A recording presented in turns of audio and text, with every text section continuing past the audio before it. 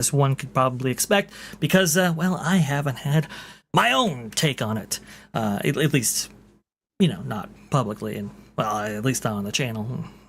I mean, I've said some things, but we're going to say more things. How about that? Vixen, thank you so much for joining us. You always have something to say. So especially about Space Mountain, right? I try to. But I'm so glad that you're able to stop by. And I'm so happy. I'm so happy for you, Vash. You've worked so hard and done so much, and it's a privilege to do the show with you on Saturdays. We'll see all the members at 3:00 Eastern, right, on VashSky Podcast. Oh yes, for the Vash and Vixen show.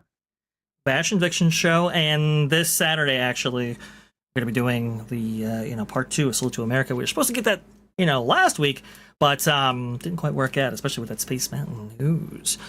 So we tried to switch up programming, but don't worry, we always go ahead and we try to abide by our commitments right there. But I will say, MJ, we have so many guests, we can't keep them waiting. Come on, let's go ahead. Bring them out. Bring them out. We have Ron from Follow the Bradley's Fun. Hello. Welcome in. Tom F. Bark Magnitude. And we have Erica from Erica and Raph. Absolutely. Welcome in, guys. Thank you so much for joining me. And I'm really happy to see all of you and to showcase you. Congratulations. Thank you. Very much appreciate that. We can take a little bit of a sip there. Cheers. Cheers to 10K. Congrats to 10K. Now double that tomorrow. Yeah. I don't quite know about that. But hey, you know what? We'll try to double it as quickly as we can, I suppose. As long as you guys keep sharing us out. Before.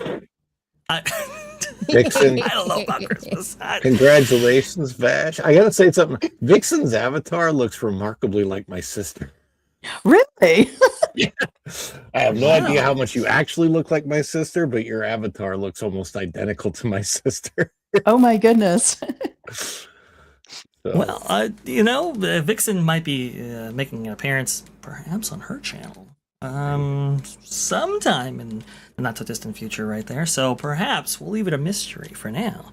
Answers will be revealed soon, I'm sure. That's right. Very cool. We also have, I do believe, another super chat coming on in here with Texas 8412 right there. Oops, sorry about that. It's okay. Put it up. There you go. Congrats on 10K, Vash. It's all your fault. I can't. You got to do it like Pro does it. Doggone it, Vash. Congrats on 10K. It's all your fault. That's the best I can do. I'm not like Pro, but that's the best I can do. We'll take the best. That's for sure. Listen. When things go wrong, I usually try to put on myself right there. But in the case of success, not possibly all my fault right there. It's everybody's. So you're all at fault. How about that? I'm used to getting blamed for stuff, so it's okay. Erica, I try to. I mean, it shows. I mean, be proud of yourself. There's nothing wrong in giving yourself a pat on the back for hard work, and it's paying off. I hope it's paying off. I really do. But man, it's crazy. It's been quite a bit to get to this point right here. I want to go ahead and thank each and every one of you once again. But we got to bring up some stories right here. We got to have something to talk about. And I definitely want to talk about this. I know, Erica and Ron, you guys may have talked about this before in that Park Place coverage, but it's worth bringing up again because, well, this is such an iconic ride. What am I talking about? Talking, of course, about Space Mountain. News of this came, I believe, Friday last week right there, with WWE Magic saying this: a massive rebuild of Space Mountain at Magic Kingdom could be on the way. Track, queue, and load stations are all expected to be replaced. A possible announcement could come at D23 in August of 2026. They elaborate with their article here Posted 5 days ago, Disney planning massive rebuild of Space Mountain at the Magic Kingdom. This by WWE Magic staff. Space Mountain may be next in line for a major refurbishment at Walt Disney World's Magic Kingdom, according to WWE Magic sources. The classic coaster is in the planning stages for a rebuild that touches nearly every aspect of the attraction, from the track to the queue. The scope being discussed goes well beyond a standard refresh. Sources describe it as an interior rebuild of the coaster itself, with a full track retrack similar to the recent work on Big Thunder Mountain Railroad. Changes to the queue area and loading stations are also part of the plan. Now, if you guys thought, well, simple retrack, maybe it's not all that bad. But there are those out there who are saying much, much more. See right here, this is from the forums, I do believe, originating with WW Magic right here, with people saying it might have one track upon reopening. Double row seating like Disneyland, maybe Vekoma as the manufacturer. People mover closure, temporary of course, non-conservative budget, potential launch coaster, entirely new queue. Now, Jim Shull, he offered his 2 cents in this, saying Space Mountain's coaster is old and steel track has a end of life. A single track, 2 across seating, launch in a 300-foot diameter building with a new maintenance building attached is all possible, looking at D23 for news. So, I look at the original Space Mountain, and look, it's phenomenal. It's a fantastic coaster. There's there's no getting around that. But it was of its time, and really it originated as kind of the East Coast version of the Matterhorn, which is why it's toboggan style, which is why there's 2 tracks in it, very similar to the Matterhorn bobsleds that currently exist at Disneyland. When it comes to coasters, right? Even in the Floridian market, how does Space Mountain hold up in today's coaster market when you have Cosmic Rewind and the next park over, when you have in the very park that it sits in, Tron Light Cycle Run, right next door? Okay, and then you have to think about Stardust Racers. You have to think about Velocicoaster, Hagrid's Magical Creature Motorbike Adventure at their main competition. There's new competition in the form of Fast and the Furious Hollywood Drift over there at Universal Studios Florida. Even farther away, you have Iron Gwazi. In the Florida market, it is packed with top-of-the-line coasters. And so when I think about them spending a lot of money to redo this, kind of makes sense that they would, really go all out in terms of replacing this coaster. But what say you guys? I'm really curious to kind of hear your thoughts, and maybe I can go ahead and extend my thoughts as a result. Please go ahead. I hate Space Mountain the way it is. This is actually something I've been personally calling for a long time. I was like, when they destroyed Rivers of America, I'm like, but Space Mountain, it's right there, and it's really old, and please replace it. and also, this is so different of an idea than replacing America's history, right? So, I know there's a poor track record right now with Imagineering, and that's the thing that worries me the most. However, I just, when I look at what Japan has or is getting for their Space Mountain versus our Space Mountain here, and I wasn't on it the other day, but yesterday I rode the train kind of under it and by it, and it just, the negative part of this for me is it's going to shut down the People Mover for a time. I don't know if the People Mover will even still go through it. If they, there's a real question of, do we actually have to tear this building down in order to make any of this work? Because how on God's green earth do you tear the coaster that's inside of it down, build a brand new coaster, and do all of that without changing the existing structure that's there? So I'm really, really wondering what this rebuild is going to be. I personally I feel like they could go all out, tear the building down. Yeah, you'd have to redo the whole People Mover experience through there and all of that. It's a lot of work that has to be done to make it work. But the way it is now, and I know some people love it. Some people love that just like 1970s rickety throwback kind of coaster feel to it. But it's one of those things that for me, as I get older, like I love Guardians of the Galaxy, and I've said for me, kind of Guardians of the Galaxy Cosmic Rewind is my replacement space, space coaster adventure. right now. Yes, and it's I if they can make it a great space coaster, I could get on board. Yeah, look, we're all hoping that this is a great space coaster at the end of whatever they have in mind here. I want to go ahead and go over a couple of things because I think that's really, really interesting. One, are they necessarily going to maintain the structure? Now, if you know the construction about this crazy thing, I think there's 72, 74 ton beams that make up the exterior cone of this structure right there, and it's all kind of on a concrete roof. So lots of infrastructure there. I don't think they sidelined that. I think they actually work within the existing framework. And the reason why I say that is twofold. One, I don't know if there's enough land on the outer perimeter there, usable land that is, to create a new structure in a similar vein like Tokyo is currently experiencing right now. Tokyo with Space Mountain Earthrise, I guess, is going to be one of the most expensive rides that Disney's ever built. So is Disney necessarily in the market to replace a building like this? I don't think so. I think they're going to be working within this existing framework, and it's much bigger than what Tokyo actually had. This thing is 300 foot in diameter, 183 feet tall. It's massive. It's always been one of the biggest space mountains in existence, and part of that comes down to the two tracks they have, Alpha and Omega. Now, those are Aero era tracks, right? And I think they actually utilized some Aero designs there. I think fabrication was Schwarzkopf. At least that's the rumor out there. But besides that, I mean, it's definitely of that vintage, right? And look, it comes to a point, guys, that, well, when trying to maintain these classic attractions and the proprietors who built them, when they go out of business, like Aero has, by the way, Aero went out of business technically in the 1990s. They were picked up by SNS, yes. But even SNS is like, hey, look, listen, we're going to be maintaining our new rides, not necessarily old ones from a manufacturer that we acquired, right? So what is the incentive there to maintain an attraction like this?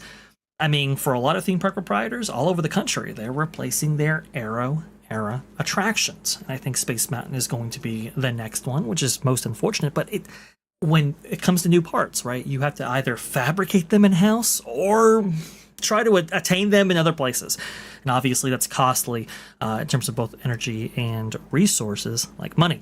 So I think for the company's financial outlook currently, it's kind of like, do we necessarily want to maintain an aging coaster, especially when we have so many coasters around us that make Space Mountain feel a little bit passé by comparison? I don't know. And so I think that's what they're looking into when it comes to the future of this coaster. But they could do launch. It's possible. But I do think they go with something a little bit more substantial, like maybe one step up from Disneyland's, right? Because Disneyland's has always had, dual seating there. And not the single file toboggan style that Matterhorn and Space Mountain of 75 currently has right now.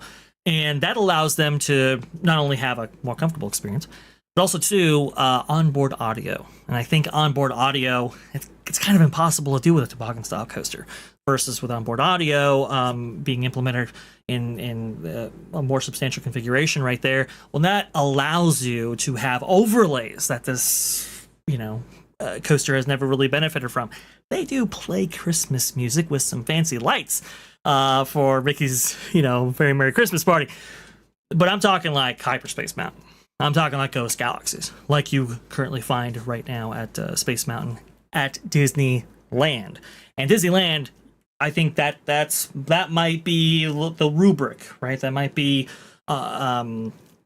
a showcase of what they might do. Maybe not all of it, but maybe some of it. I think they do like the idea of overlays for this coaster. If you remember, back in 2003, they had to completely replace the track for Disneyland Space Mountain, and they had to do it by opening a hole in the top there and actually like lifting out track pieces and putting them back in. It was a very costly operation. It was a lot of time. I think it took 2 years in order to perform, but that show that they can do something like this. And I think that's where they're going ultimately. Erica, your thoughts on this? Because I know you know a little bit about coasters, you know a little bit about attractions like this. What say you? Just a little bit. To your point, Aero coasters, well, Aero's been out since the 90s, bought up by S&S. And I think, with coasters, you have two separate camps of fans. You've got the ones that want the newest and the latest, and they want the best thrills, and they cling to that. And then you have other coaster fans that really lean into older coasters and into the nostalgia. But I feel like the latter is a smaller camp than the coaster enthusiasts that really like to push the envelope on the newest and the latest. Like we have Stardust Racers at Epic Universe, and and to Ron's point, Guardians of the Galaxy has really, it is the new Space Mountain. I hadn't thought of it that way, but I tend to agree now.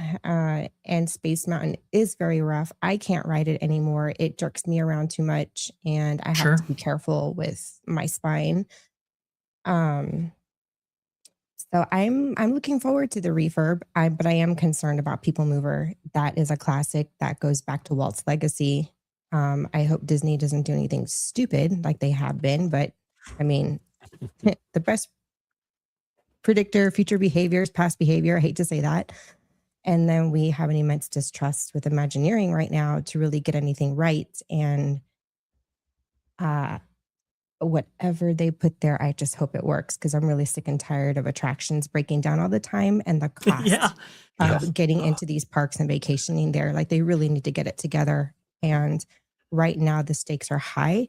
The investors are getting very impatient, and they're really turning on the heat on tomorrow to do whatever he's got to do to turn the ship around, because the stock is not looking well. So no, it's absolutely right. There's no question about that, Erica. The stock isn't looking great, and I think the company, that this is why they placed a particular emphasis not just on investment, but of cost mitigation, right?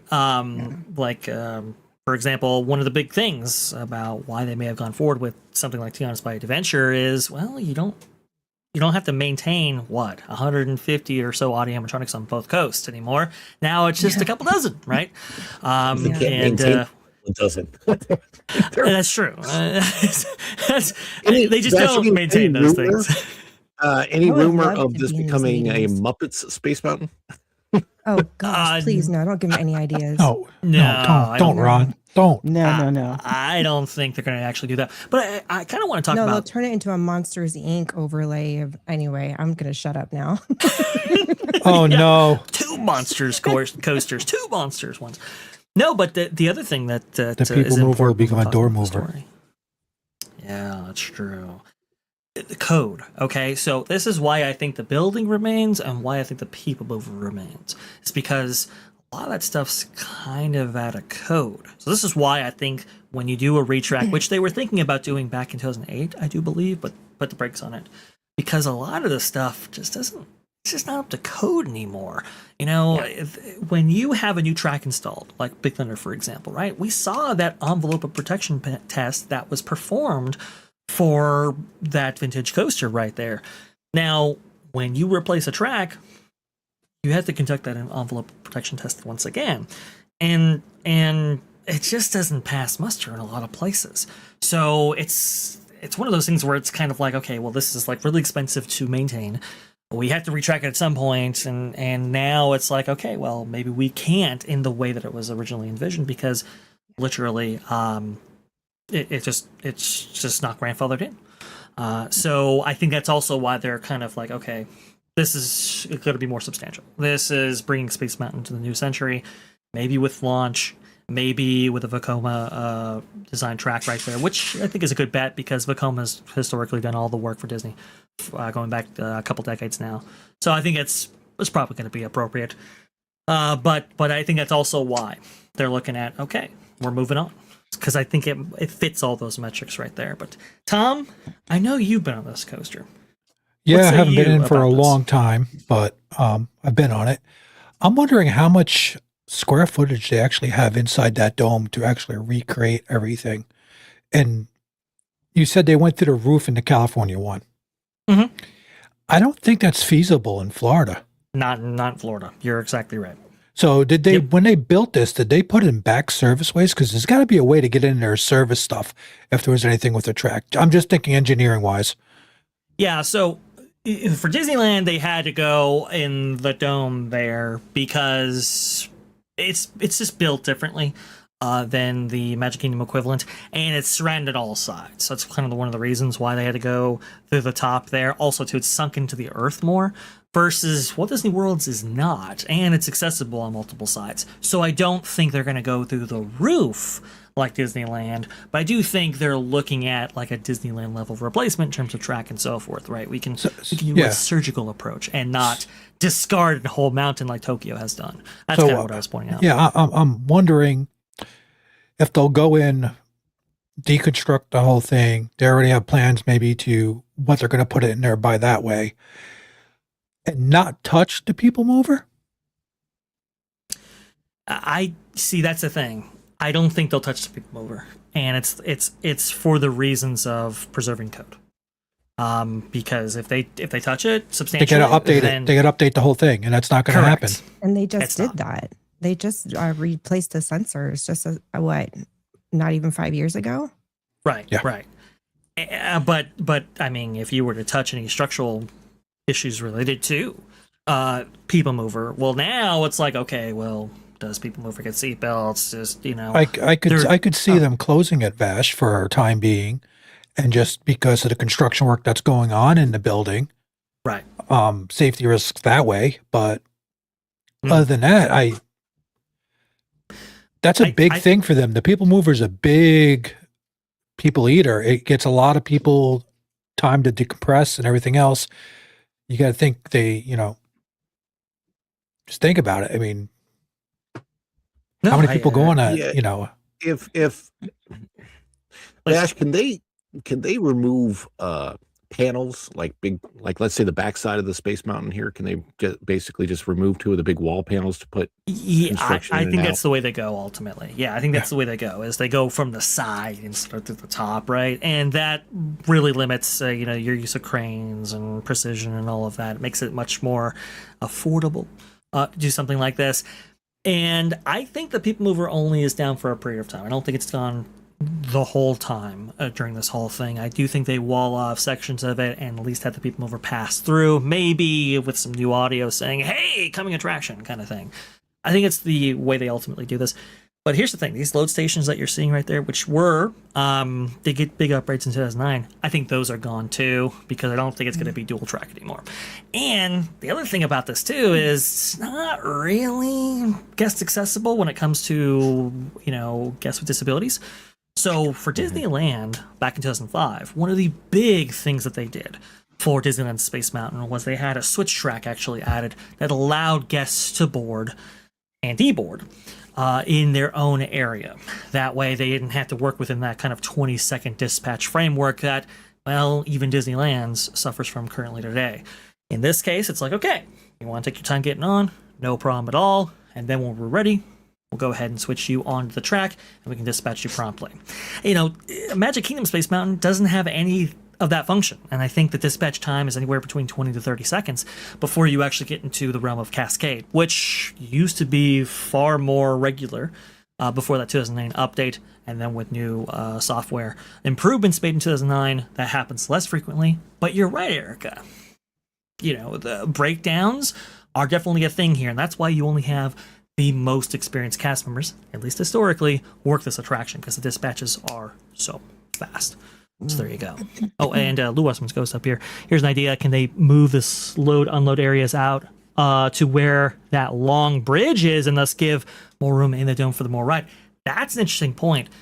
You could do that. You could relocate the queue load-unload to a different point, maybe closer within Magic Kingdom, and have you transported under the railroad tracks and into the dome. That is a possibility. Will the company do that? Probably not, but you could. That's the other thing too about Disney, Walt Disney World. It's outside of the berm, outside of the railroad track, versus Disneyland's was inside. So there you go. I'm still trying to figure out how much square feet they actually have inside that building. Yeah, You yeah. could probably Google it. That might be public information. Because it's a canonical structure in terms of interior cubic square footage. Yeah. It might be a little tricky right there. But I mean, I think it's like 2 acres or something like that. Yeah, I There's a mean lot of room to play here. they can build a lot of stuff with that. Even if they stripped every bit of that track out on the inside and left the outside part. Yeah. I agree with you. MJ, we'll go ahead and hear your thoughts on the Vixen right after her. MJ, what do you think about all of this? And look, I'm a preservationist at heart, but at the same time, I recognize that this coaster, it hurts when you go on it, right? As much as I would like to talk about Space Mountain and how it made my 2 Gen Alpha children cry for about 2 hours, we're going to go ahead and bring up some super chats. We have O2RR for $4.99. I am one with the Disney boycott, and the Disney boycott is with me. Also, congratulations on your 10.9K milestone. A group sip is in order. Cheers. Group sip. It's very much in order. Here you go. Another group Three, sip. Another group 2, sip. There you go. 1. Thank you, O2RR. Sorry, And I then we started that early. have Jim's Junk Retro. I like that. $2. Ooh. What exactly causes a steel track to degenerate? Yeah, so a multifold question right there. Obviously, steel has a shelf life in and of itself. But for a coaster, with tubular steel track like this, what you're looking at, right? Over time, you have wear points, but you also have a slight misalignment that happens between, those 2 tubular steel portions of track right there. And so, in every single tubular steel coaster's life, it will get rougher, because even though you can see it, and even though you have computer precision, all kinds of stuff. And no matter what supports you actually have, there will be some misalignment there that will cause some roughness, and that's what you're really looking at. And so, over the course of 50 years, which this coaster celebrated its 50th anniversary last year, it's tough. And I know they had to profile the track a number of times actually before opening, because of how rough even back then that it was. And when you're in the dark right there, you can't necessarily brace yourself for those turns. So unlike the Matterhorn at Disneyland, which, by the way, suffers from all of these issues, if not more, you can at least brace yourself when it comes to curves. Here, you're really at the track's mercy and how smooth it is for a comfortable ride. So, good question. And we have one more, and then we have a guest that I have to bring on, but we have the Wild Man of Yavin gifting 5 VashSky Parkcast memberships. 5. Thank you so VashSky much. Parkcast for memberships. Thank you so much. So, Hambry Jeremiah right there, Humphrey Bear. Hey, good to see you. Floral from Under a Rock. Thank you so much for coming on in here, Floral. Thank you, Jay Cumberland and Cindy. Thank you so much. You are now all Sky Watchers yourself. That means you can join us on Saturdays for the Vash and Vixen program every single Saturday at 3 p.m. Eastern. Speaking of amazing people that we have on this program, we're about to welcome another. Please go ahead, MJ. We have Bob from Barry's Place 28. Barry Box 28. What's going on Hi, there, Bob. sir? Absolutely. Great to actually have you in here, and welcome in on Bob. We're celebrating 10K, but we're also talking about some Space Mountain news. Well, perhaps news, if the rumors are true, which we think they are. Welcome on into the program, sir. What say you on this Space Mountain crazy space adventure right here? And do you have anything to share for us while you're on the show? If you can communicate, that is. Bob, are you there? Bob! We lost him in the void of space. No! Bob. Bob cannot hear us. He Oh is... dear. Earth Paging to Mr. Bob. Morrow. Uh-oh. He's Mr. Tom Morrow. yeah, exactly. No, I'm here. I'm but- Tom. I'm here. It's Bob. Bob. I can't open the airlock, Bob. Please come in. That's pretty good right there. All right, maybe Bob has his audio checked here. Bob, are you with us at all? Bob. Hello. All right. Well, go ahead and message us, Bob, when you are ready to come on, and maybe when your audio has been restored. Bob, not the only guest we have on coming on though, because somebody from a little place called Magic Capturing. The magic. Yes, has decided to join us. Jared from Capture the Magic. Hello there, sir. Welcome on in. You know what we're talking about? We're talking about a little Space Mountain. How are you today, good sir? And what say you on this particular topic? Uh-oh. People coming in can't seem to be. Are able to all of hear. our guests Uh-oh. having issues? That's Maybe it's insane. us. Could it be us? Oh no. I did hear him say he couldn't hear nothing. All right, Nope. I figured it out. Sorry, I couldn't hear anything, and now I do. Sorry about that. Didn't mean to pop in here and have audio issues right off the rip. All good. That's no problem. It seems to be, I don't know, like a, StreamYards. gastrointestinal issues going on across the country in various places. It seems to be going around. So, Jared, what say you when it comes to Space Mountain and possibly redoing it right there? We talked a little bit before about it yesterday. I kind of want to hear your extended thoughts here. What you think about this? Because a lot of people are very kind of anxious about all this. Is there anything to be anxious about particularly? And what do you think is going to happen ultimately? I think there's reasons to be anxious because given recent track record of kind of hit or miss things. The only thing I will say about this is the fact that this ride takes place in complete darkness probably means it's really hard to mess up considering where Space Mountain currently is in terms of True. a ride.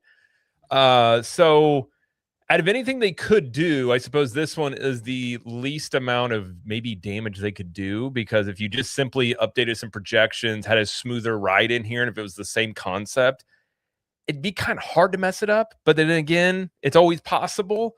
So I don't know. I think given where this ride is, it is a very, very rough ride, like very rough. And especially with like Tron and Guardians of the Galaxy, all these new coasters that are really smooth, and even look at Universal with Hagrid's, like you can really see, especially with Tron right behind it, what 50 years of roller coaster technology can do. And So I think true. it really makes Space Mountain look worse. I think OG even brought up at some point it becomes bad show.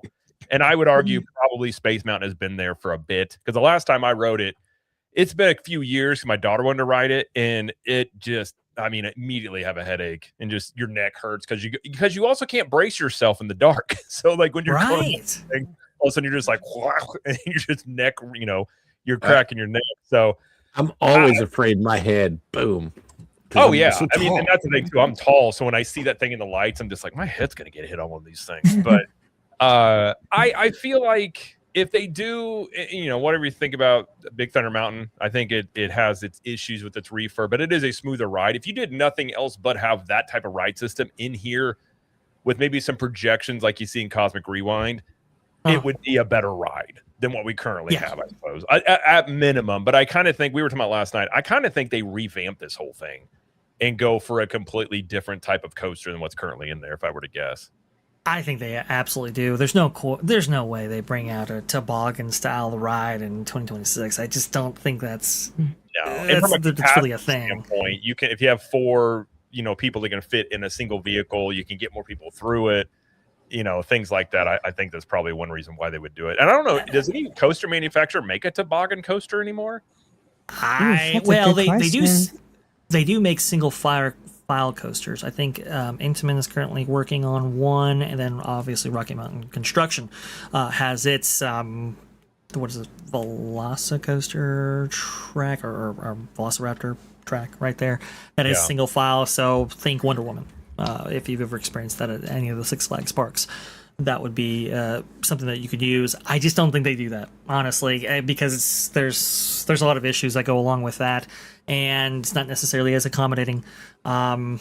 I think they do go with something a little bit more substantial ultimately, and just remove the 2-track design entirely, which is sad to see. Kind of a vintage coaster like this go, but they do have their shelf life, and like you said, it's an entire building. They can fit all kinds of stuff in. Somebody actually, I think, Medical Breakdown coming on in here with the $2. Original build structure may not survive redo. That's an interesting idea as well. You might have some complications, some issues trying to actually retrofit this building right here. I don't think so. It's pretty well built. This thing is like an engineering marvel, honestly. Yeah. I don't think it's going anywhere. I think they can work within the confines. I think it's just 4 pillars that they kind of have to manage right there.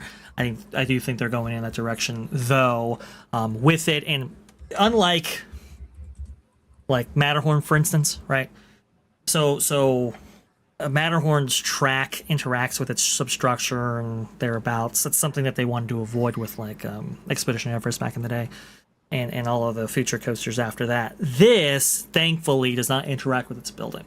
It's kind of separate to it. So I do think it would survive, but it is a concern right there. Bob, are you with us now? Talk about Space Mountain and I don't know, maybe your adventures over there on Barry Place 28. Please go ahead. Come on in. Yes, thanks for having me, guys. And by the way, congratulations on 10,000 subs, VashSky. That's amazing. Yes, I forgot to say congrats. Yeah, congrats, Vash. Yeah. Thank you so much, Jared. I just got a brand new computer, and so apparently I didn't have the audio set up correctly for my AirPods, so that's why I was like, I'm having audio issues here, so I had to figure that out real quick. I did too. Thanks for waiting. It's in the same club, Audio Issue Club. It's a fun club. Oh, I'm telling you, it's going around. See, I don't like audio issues, but I love having new computers. That's for my sure. computer updated from the stream last night till this morning because I got on here and I was like, oh, it did an update, and then sure enough, it automatically had all my audio settings as mute for whatever reason. I'm like, that's fun. I enjoy Of updates. course. It just resets everything. Oh, my Windows update came in last night as well, and boy, oh boy, I just love those first updates, don't you? Go ahead, Bob, please. Good time. One thing I was going to add before I forget, I don't want to cut Bob off. I was going to say, I that last super chat, it's a legitimate thing to wonder about because I had heard, I don't know if this is true, that one of the reasons the Stitch ride is still vacant is because of the building codes when that was built. And to go in there and update that, they would actually have to bring it up to the proper building codes. And I think structurally, that's all interconnected. So I think it actually would affect like potentially cosmic or what the quick service there. I always forget the name of it right there. Cosmic rays. Cosmic rays. Yeah. And I've heard that's the case. So I agree with you. I don't think that would be the case on Space Mountain, but I think on some of these older attractions and buildings, it's a legitimate thing that could be a reason. Absolutely. And limits what they're able to do. Well, I think this is why this didn't get a retrack back in 2008, right? I think that they were like, no, we're not going to touch this because it's going to require more substantial budget to get right. Please go ahead, Bob. Anyone else find that completely ironic, being as this is all in Tomorrowland? Right. Oh yeah. Well, let's go ahead and get Vixen's thoughts on this one because I think we were going to do hers after the super chats, right? If I'm not mistaken. Oh. Yeah. That's a fair point. Bob, I'm sorry. You're going to have to wait just a little bit longer. Oh my, Bob, I didn't mean to interrupt you. She was going to go. Vixen, please, because you have been waiting like 45 minutes. So I do apologize. No Let's problem. go ahead and incorporate your thoughts a little bit there. Now, Bob, I have a question for you, Vash. I know on our show we talked about Space Mountain and also about the music that they use for Space Mountain and the story of Dick Dale. And I was wondering, do you think that they're going to go retro with the new cars and with the music? Oh, that's interesting. They very well could, right? Kind of lean into that 70s era feel. Yes. But obviously with new track and maybe a new ride system and all of that, but with the stylings very much of that John Henshian type time period right there. Yes. That is a possibility. I'm hoping they for do that. that. I think it would be really super cool to do that. And I think the Dick Dale music would be fantastic Oh, Dick that they Dale. used before. Bob, you remember Dick Dale, right? You remember that brief period of time. Go ahead, please. Yes. Well, hey, not only that, but we had Eddie Sato on our show for the Park Streamers Hangout, and Yes, he he actually did. talked about Yes. how I miss he Eddie. got. Yeah, it's amazing. He talked about how he got Dick Dale to do the music for Space Mountain. So if you guys haven't seen that, you need to go back and see our interview with Eddie Sato because it's amazing. But basically, did you guys already talk about that and how they got the music for Dick Dale? We brought it up and talked about it at length on Vash and Vixen for the Yes. members of this channel right here, but we haven't brought it up on this program. Please, Bob, if you would be so kind gonna- as to Tell gonna us give you the the- story, Bob. I'm going to tell you the quick Please. abbreviated version. So basically what happened was he originally wanted Dick Dale to play on top of the Matterhorn, and Disney would not go for it. And because they thought that would be a really cool promotional thing. And then they realized, hey, we could actually get him to do the music for Space Mountain and instead have him play on top of, Space Mountain. So basically his partnership with Dick Dale, he was able to, convince Dick to write the music for Space Mountain when they redid it. I think he gave a really cool retro vibe to it. I loved it. I grew up, liking Dick Dale anyhow. I mean, my parents are all into Dick Dale and, Jan and Dean and all those, old surf stuff. And so for me, it was like, Sure. hey, this is awesome. But the cool thing is hearing Eddie talk about and how he was able to get everything completed.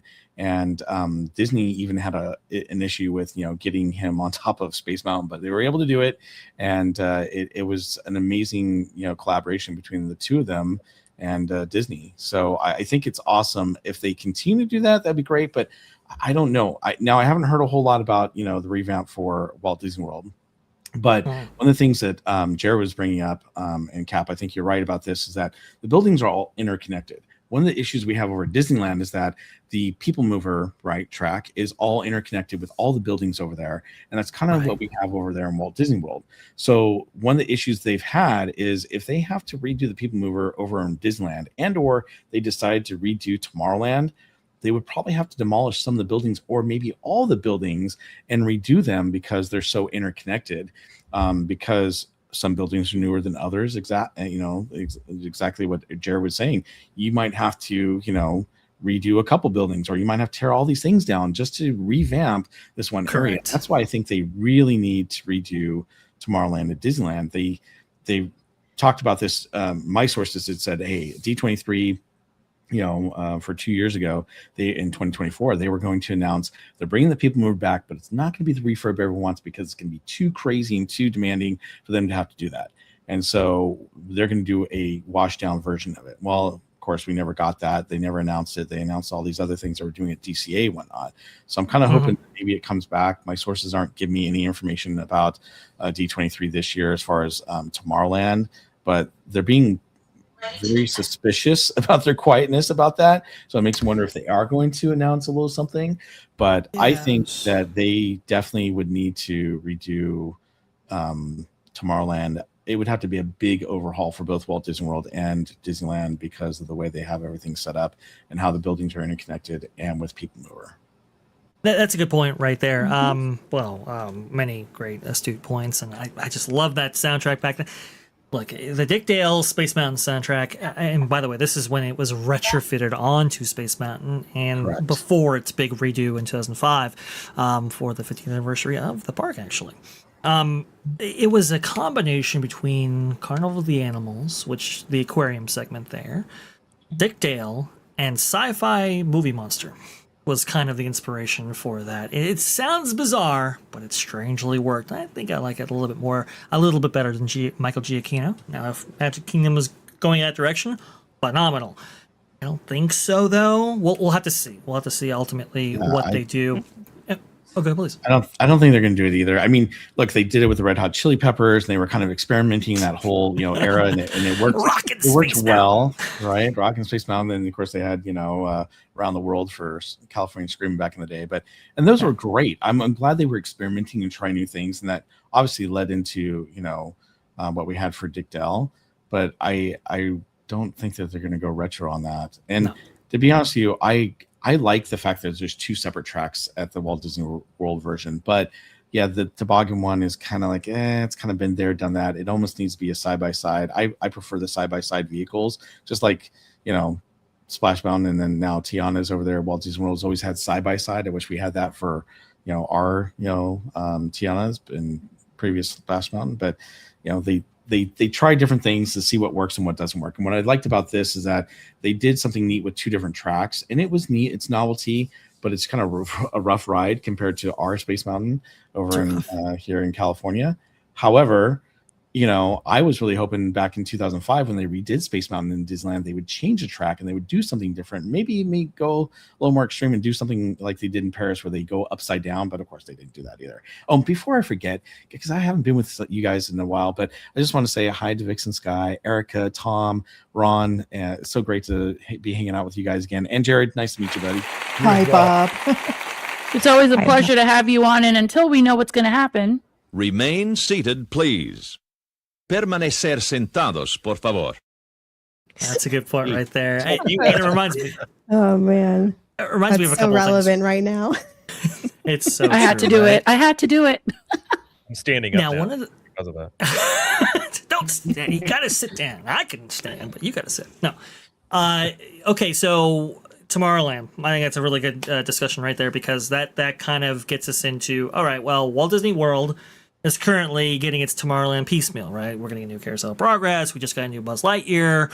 Tron, obviously, some years ago, and now Space Mountain. Hopefully that means that something actually occupies the Stitch Great Escape building, and possibly, I don't know, with monsters coming in, do we get something in the form of that at Laugh Floor? It's going to be really interesting to kind of find all this out, but we know... Cars. Tomorrowland Speedway is just so behind the times. That's all I'm saying. Mm-hmm. Well, Yeah, they're yeah. updating the ones for Disneyland, and they have to do it by February of next year. So I have a feeling they're going to do Disneyland, and then they'll probably work on the Tomorrowland cars next at Walt Disney World if they feel the need to, or if they want to. I think it would be a good idea if they did. Listen, It's I feel possible. like a go-kart track is very Tomorrowland futuristic. I don't know why anybody would want to change that. I mean, you walk through the Magic Kingdom and it smells like you're in Branson, Missouri. I mean, it's kind of nostalgic. Really. Wow. Like, It's funny to me because it's the same technology that was used on the old antique cars at Six Flags, and so even though it's supposed to be the future, it in just my mentality, because I grew up at Six Flags, it's the same technology. So my mentality when I walk by there is like, oh, it's cars from the past. It's antiques. It's weird. the steering is kind of pointless on those things. So you just push the pedal down and go and just see what happens. Really, That's so Right, true. and That do we describes anticipate- everybody on Route 4 going to Disney World. That's a great point right there. Do we anticipate that Tomorrowland Speedway is updated in the same way that Autopia is over at Disneyland? I don't think so, but it could be wrong. Metalcore Breakdown coming in here with another $199 boxy show building behind original at it's Disney Way. Yeah, exactly. That's... Well, like I said, I suppose it's a distinct possibility right there. I don't think they would do that, but hey, you know what? It did happen in Cosmic Rewind's case. I was so getting ready to say the never Cosmic say Rewind never. warehouse look could catch on. Where they're just like, what if we just painted it to look like the sky? Nobody's going to see this giant monstrosity. Right. Parking lot. Exactly.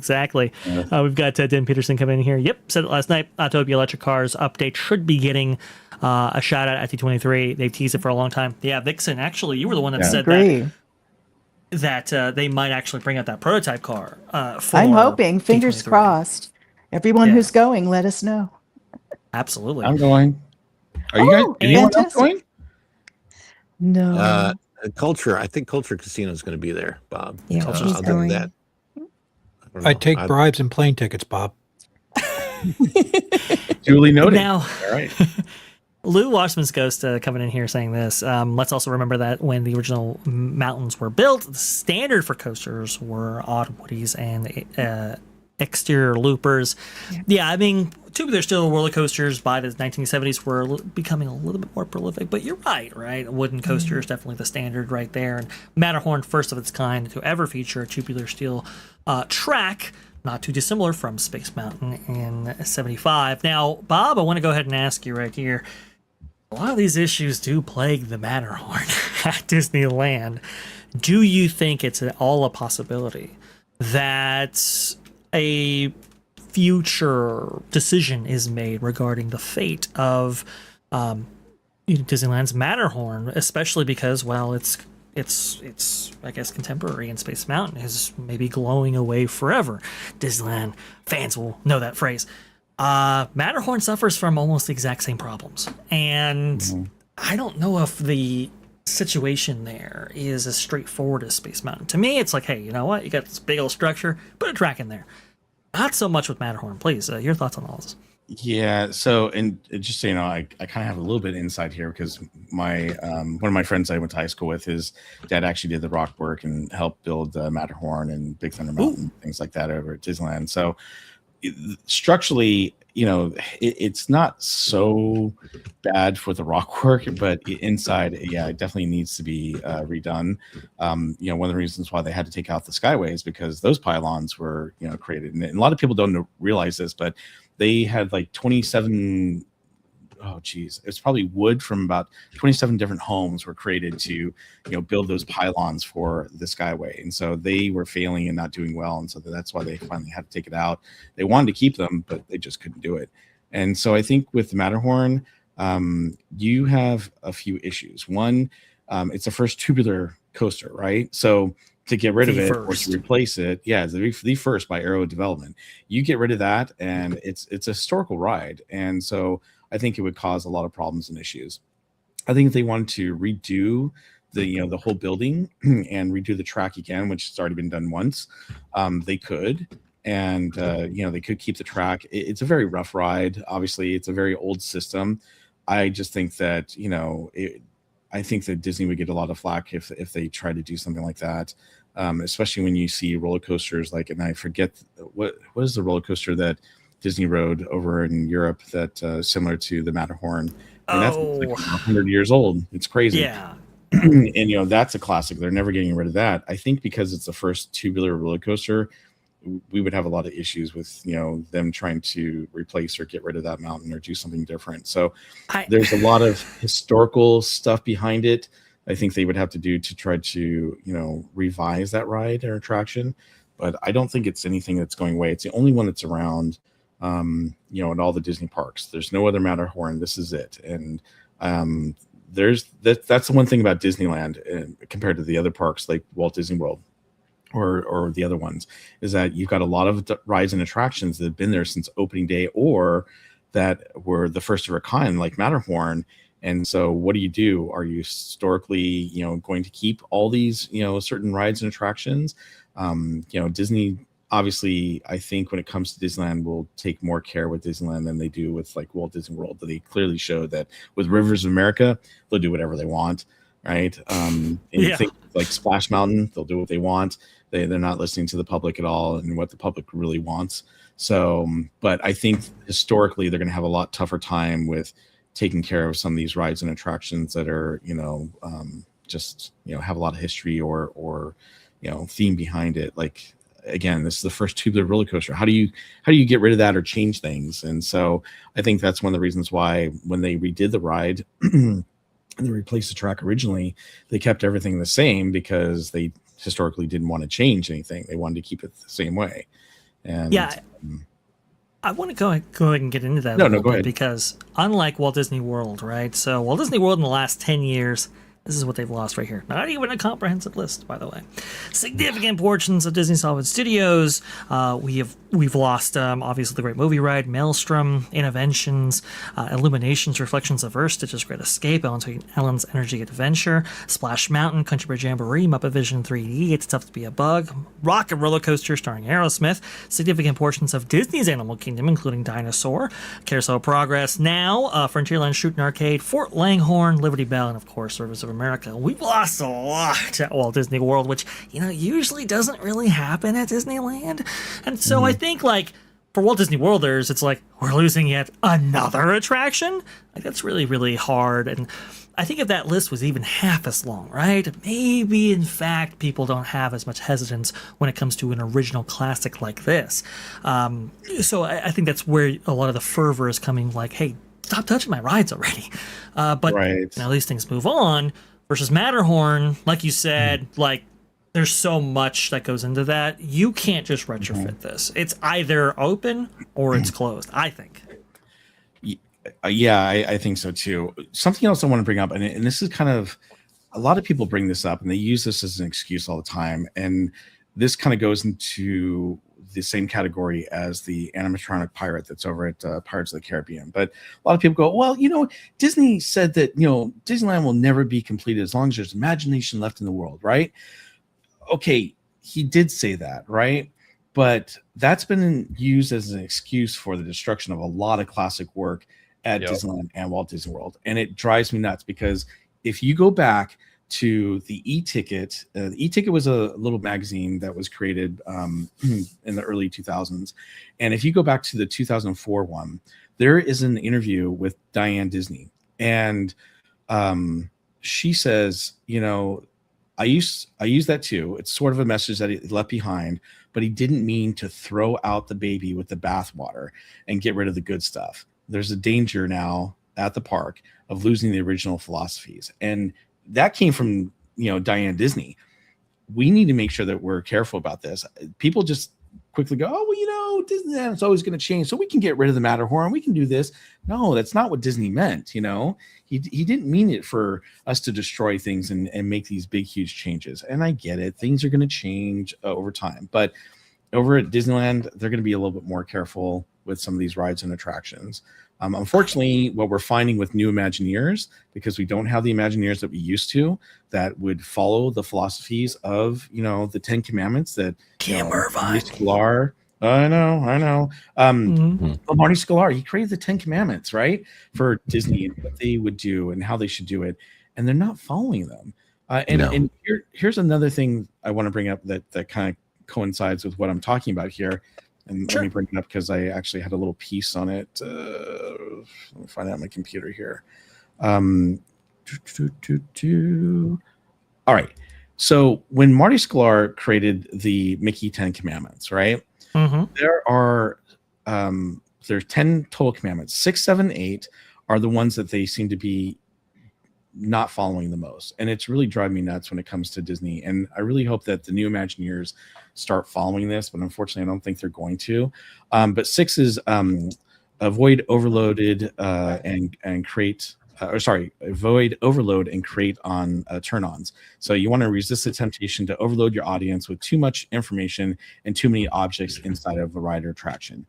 Tell one story at a time. Stick to the story line. Good stories are clear, logical, and consistent. And 8 is avoid contradictions, mainly identity. Details on design or content that contradict one another, confuse an audience about your story, or the time period in which it takes place, right? And we're finding this like the animatronic pirate. That all of those 6, 7, 8 rules because it doesn't, it broke the dead man tell no tale story. Well, if we continue to have Imagineers that don't follow the 10 Commandments and don't do these things, we're going to lose things like the Matterhorn. And I don't want to see that happen. And it's really kind of driving me nuts because I honestly feel they have their best interest at heart when it comes to doing these things. But at the same time, if they don't, do what the original Disney Imagineers were doing and follow in those footsteps, things are going to change wildly at the Disney parks in the next, 20 years. And I think that a lot of us are going to be disappointed by some of the things that they do. And there's going to be some amazing things they do. I mean, we got a lot of things that are coming out, here in the next, 20 years that are going to be just amazing. But I'm fearful that the new Imagineers are not going to follow in the footsteps of Walt or the, of the 9 old men or whatnot. I'm worried about that. And I want Disney to be this amazing place that stays an amazing place. They want to change Walt Disney World and some of the other parks, fine. They can do that. But, Disney never walked those parks, but Disney walked Disneyland. And if they change things there, I'm going to be really disheartened. Well, I'm so glad you bring this up because I was actually going to talk about the pirate at Pirates of the Caribbean today because we had an amazing article from Drew Taylor of The Wrap actually sharing, his 2 cents here, but also, too, getting Imagineers, at least former Imagineers, on the record right here. Disney quietly gave the Pirates of the Caribbean ride a tech upgrade, and fans revolted. A bid to showcase new Epic Games fuel technology in an audio animatronic backfired. But the future seems set whether guests like it or not. July 10th, 2026 by Drew Taylor, as mentioned previously. In the reasons and responses section is where it gets really interesting because, like you said, those 10 commandments, they are important right there. There are those within Disney who are unhappy with the new pirate. That's something that people in the company are upset about. The powers that be were given options about where to put it, but the idea was that they would get publicity if they put it in the treasure scene, said one former Imagineer. Looking at Haunted Mansion, one more ghost is one more ghost. They wanted it there because it would be clicky. This is the social media side of Disney. Goes on, my point of view is that if you want to make things more technologically advanced, that's fine. But you don't choose an iconic moment. You don't choose something that is widely represented on merchandise to the point where it's a Christmas ornament coming out this year, said another former Imagineer. They need to establish a testing ground facility, even if it is in the parks, which I can only assume is why this was updated. Something coming down the line will all have these heads, but there was absolutely no need to do that figure in any way, in any world. Bob, Jared, they're changing something because they would get social media response because of that. That doesn't follow the 10 Commandments. That's their own commandments right there. That's I also don't know if they're not necessarily good ones. That's also not surprising that they would do it for social media. And I agree with Bob. I think that excuse about the parks are never done has been used as an excuse to change a lot of stuff. My whole thing has always been like, if you think about what Walt meant by that, do you think he would be okay with changes that made things worse or just the same? It's like, if it improves something, then okay, then that you can accept that. But now we're getting into this realm of, well, social media clicks and all this other stuff, this ancillary stuff that's really not about the guest experience. Like this one, clearly, and we talked about it, this was a tech showcase. They wanted to show off this tech, and it wasn't really about improving pirates. And I think correct. That's a very important factor in this. It's like, I'm not against technology, but it's like where you put these things, how it's perceived, which rides you do this on. And I just think and I think also this comes from the fact that when you had a brain drain of them getting rid of a lot of these experienced Imagineers, guess what you lose? Mentorship, which is something that is really important, especially like I come from a sports background. You bring in a whole bunch of young, really talented dudes onto a team, but they don't have a leader that's been experienced. Guess what? They're going to struggle because they may have talent. They don't have direction. They don't know how these things work. And so when you lose that, I think this is where Imagineering is now. And maybe they're trying to use AI to kind of make up that gap of having a knowledge base they can go back to. But it's really also, it's different from learning hands-on from a Tony Baxter, a Marty Sklar. Like these guys have so much knowledge that's just leaking out of them, just in everything they would say or do, that nothing will replicate that. And I think this is where we're starting to really see this show up with stuff like this. And then it becomes about social media and not about, again, like you were saying, Bob, those 10 commandments that should be followed on everything that they do. Right. So one of the things, and I don't know if you guys saw this, but this got popped up on Instagram. I don't know if you guys have heard of the newsletter, The Wrap, but they actually talked about Disney quietly gave Pirates of the Caribbean ride a tech upgrade and fans revolted. And it talks about a bid to showcase new Epic Games fueled technology in an animatronic that backfired, but the future seems set on whether guests like it or not. So I know that Disney owns a huge portion of Epic Games now. And obviously they're trying to, chew as much as they can between the properties, and they're doing a great job of, putting stuff in there for the games. But if Epic Games has this new fuel technology and they were trying to do it in an animatronic, why wouldn't you try to do it in something new like the Coco ride or the new Avatar, ride that's supposed to be coming out, or something else that they're going to be doing here, at these Disney parks that they could show at D23, instead of being like, you know what, we're just gonna, change something in Pirates of the Caribbean. You don't change a classic ride and destroy the storyline of Dead Men Tell No Tales so that you can put in a new animatronic. And I'm glad to hear in this article it does talk about how Disney, the people at the park were not real thrilled about this. It sounds like they were kind of voluntold that they had to do this. But to me, if you go back and you watch the video of, I think it's called This Is Imagineering, from Walt Disney on Imagineering on YouTube, you'll see in the very, very beginning, it talks about, how they made this, rider, this animatronic pirate. And I just get the feeling that what they thought they were doing, they're like, hey, this is the same pirate you've known for the last 59 years. Well, no, it's not. The last one for the 59 years was someone holding, gems and jewels in its hand. And it was so greedy that, he passed away holding his treasure. This one is, he's got two, treasure chests, and one has, cursed gold, and he picks up the gold and it kills him. Then he drops it and then it brings him back to life. But it's not the same pirate, and now you've broken the storyline because you already had a pirate that turns from a skeleton into a human, and then you go to the past to see what happened. So to me, it's like you're really just destroying that whole section. What they should do is they should just put the old skeleton back in there and forget this ever happened, and put this new animatronic technology in another rider attraction. That's what they need. I'm so surprised that they would pick this moment in this ride to do this, because it doesn't fit at all. But as you just read right there from the wrap, clicky, it seems to be the way they're doing it. Even the LA Times actually had some not so great things to say about this. Ron, Tom, Erica, please come on. I actually wrote a video. Sorry, Ron. I wrote a video, actually, a song, and did a video about this. Yeah. And I usually don't blast Disney like that, but I did. So, I wrote songs about before, but this one really ticked me off. I think it was done for technology's sake, and it ruined a perfectly good scene. It doesn't flow. Matter of fact, the cursed treasure, that just doesn't even make any sense. It doesn't even follow their movies. So, yeah. That's a good point right there. Go ahead, Ron.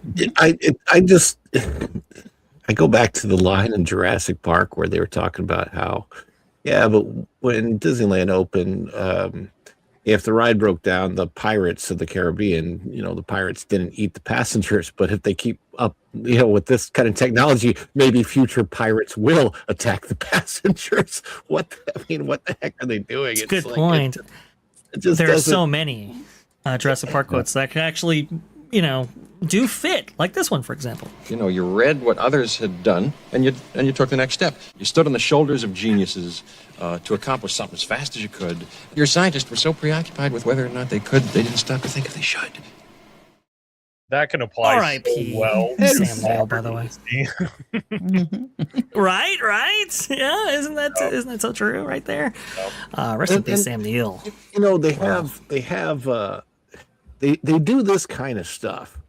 But if they were listening to fans at all, and this is it's going back to the list that you stated of everything that was taken away from Disney World while they're, doing this kind of thing, and they're not paying attention to that kind of thing.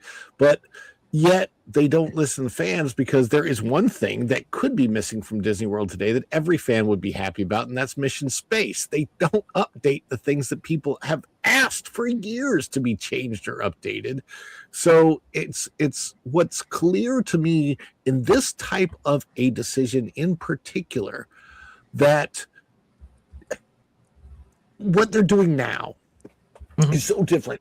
They used to very much respond to what the Disney guest wanted, but there is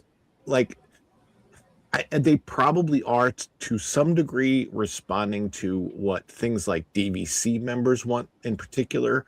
But that's what I'm looking at now. It's like you have these type of weird Imagineering decisions, then you have the decisions to put bars in as many places as you can, DVCs in as many places as possible, even where places don't exist.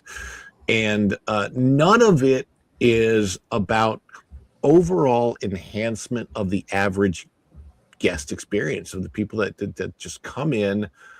It goes back. I was in the room in Wilderness Lodge where it actually has a piece of, there's preserved a piece of the train, the Lily Bell train that he had.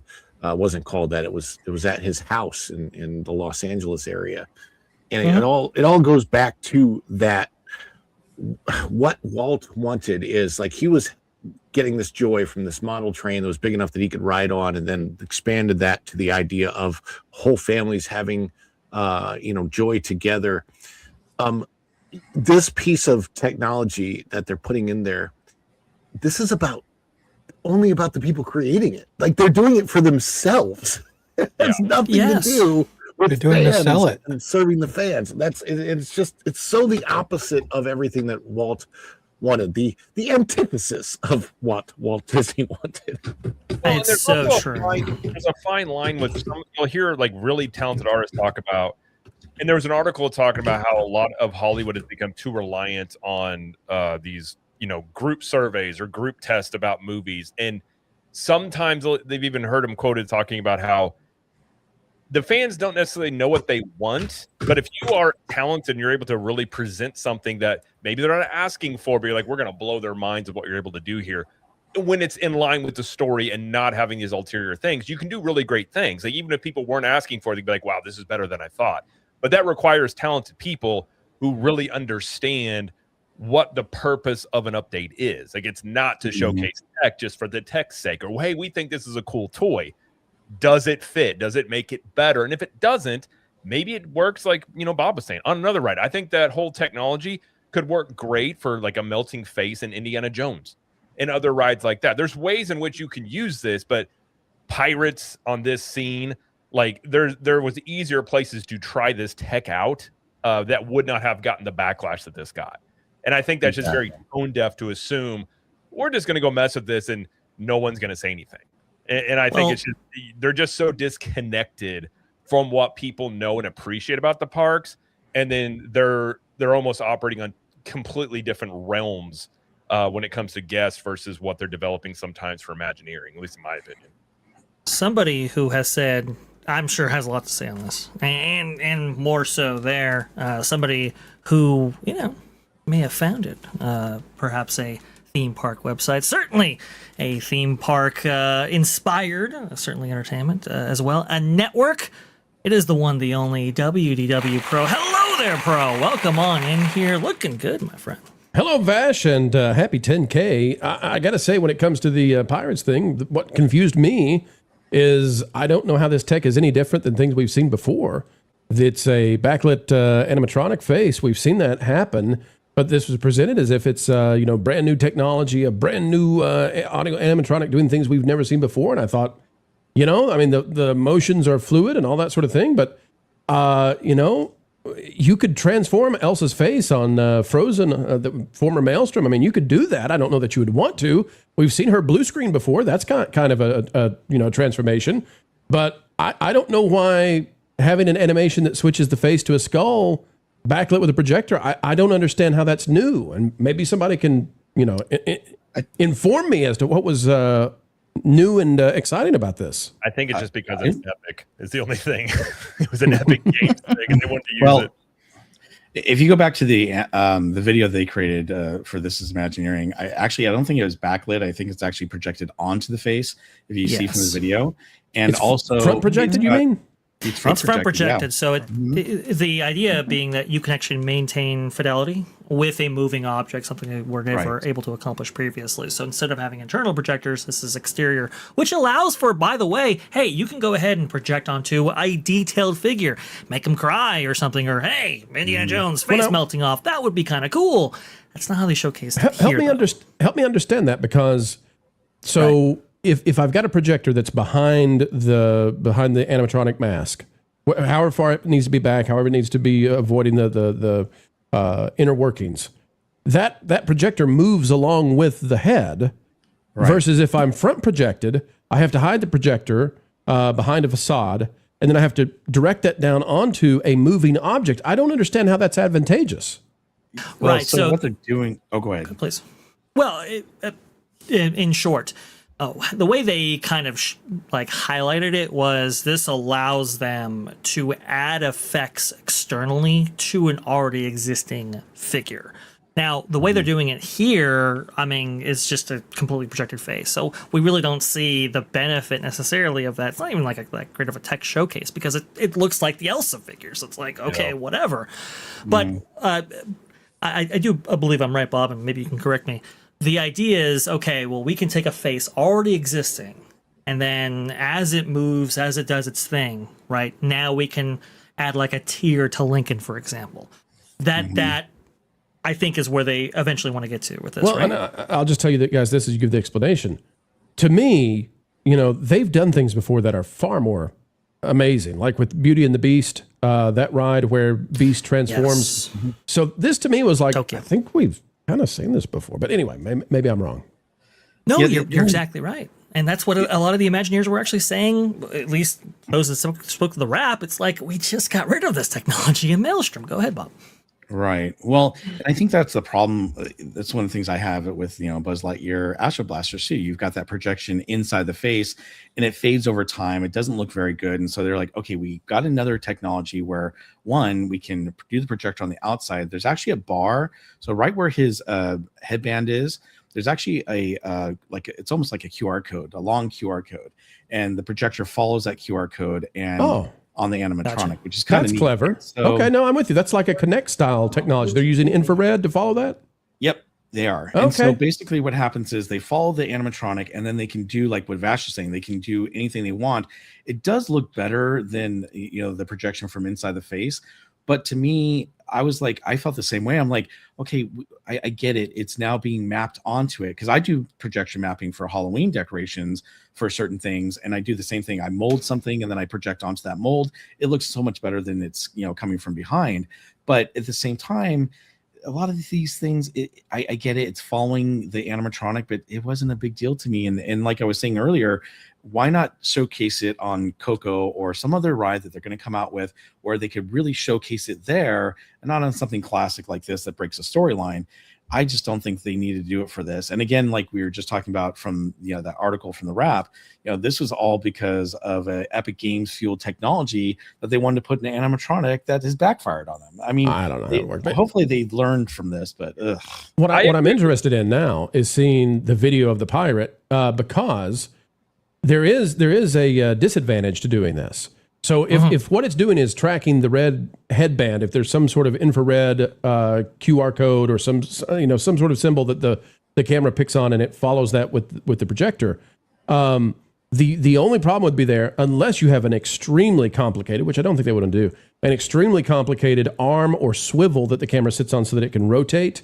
The problem is that if you do this way, you can't rotate the head because the projector can't follow the head. And so then you're going to be locked into a horizontal space.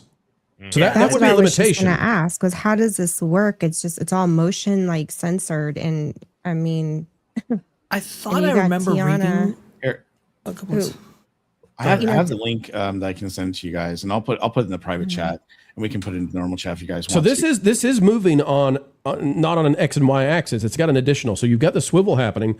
So somewhere then the projector is either dynamically adjusting to that rotation, or the projector itself is on on an arm or on it's on a 180 swivel that allows it to follow along.